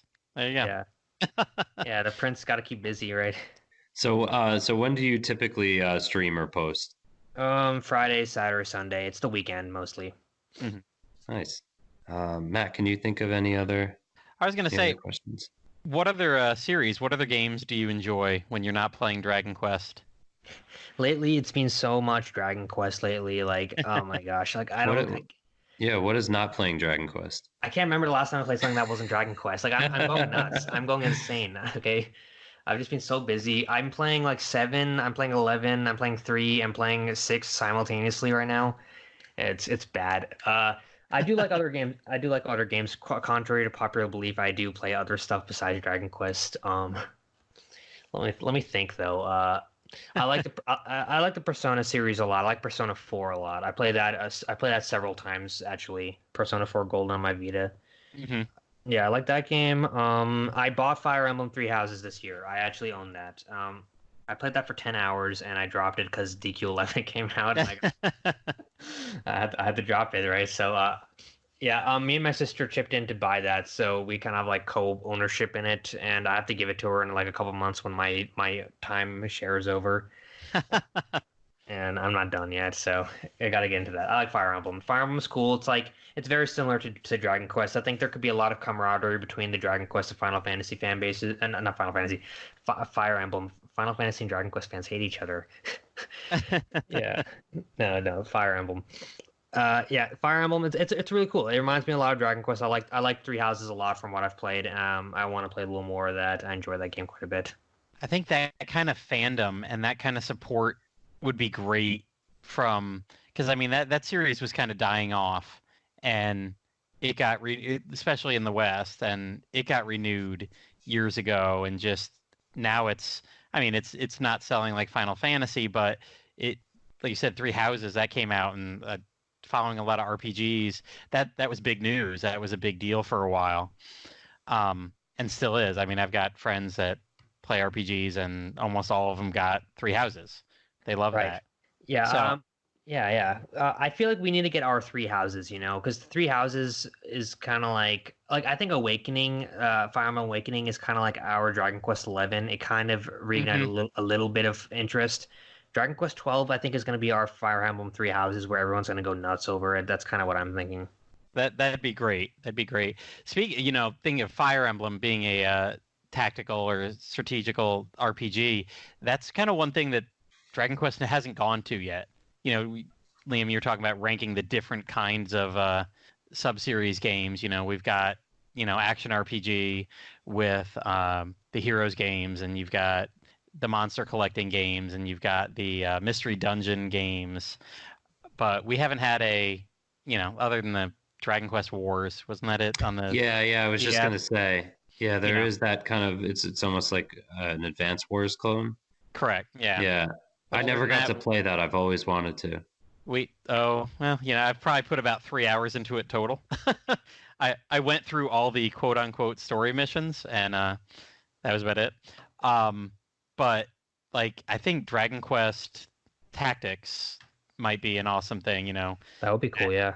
I mean, Final Fantasy Tactics holds a lot of good memories for the Final Fantasy fandom. And anybody who enjoys tactical games, I know that's always talked about as one of the greatest ones.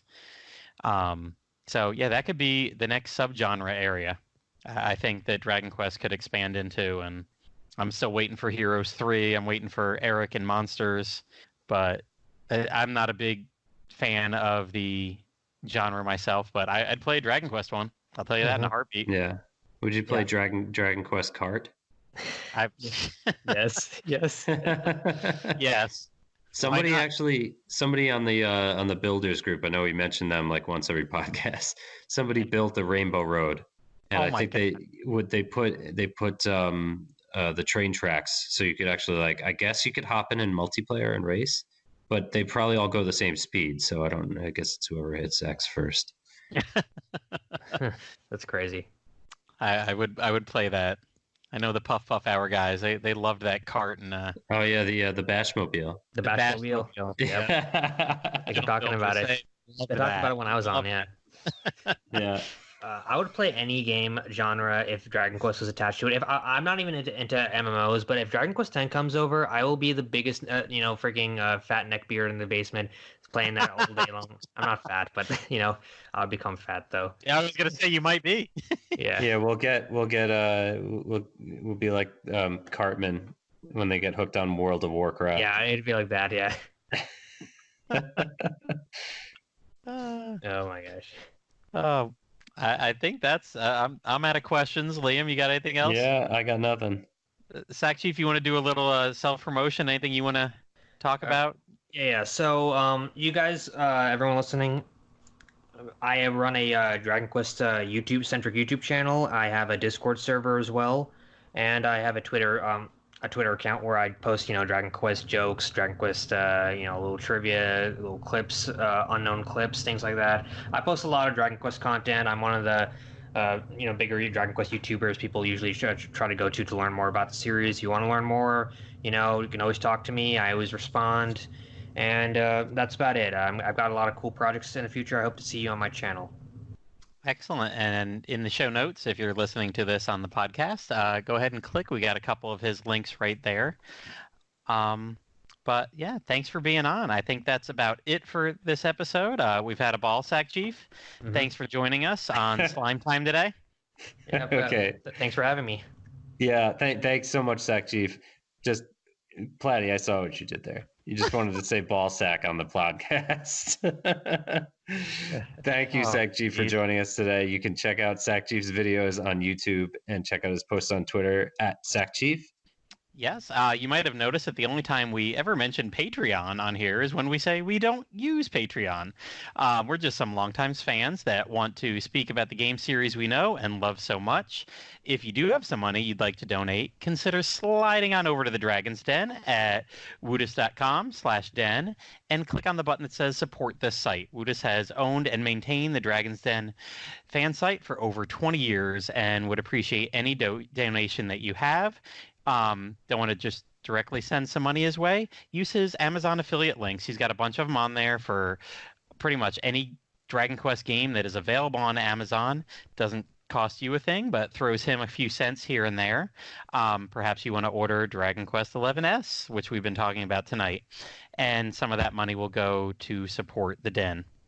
And if you're an advertiser and you're looking for a hip new podcast to spend lots of ad revenue on, reach out to us at slimetimepodcast@gmail.com. If you have any questions or comments for us, you can find us on Twitter at Plattym3 or at Riamu Celestrian, or hit us up both simultaneously at DQ Slime Time. Consider joining in on tons of Dragon Quest discussions at the Dragon's Den forums, one of the few remaining DQ forums still around. Find it on Dragon's Den main page or at woodus.com/forums.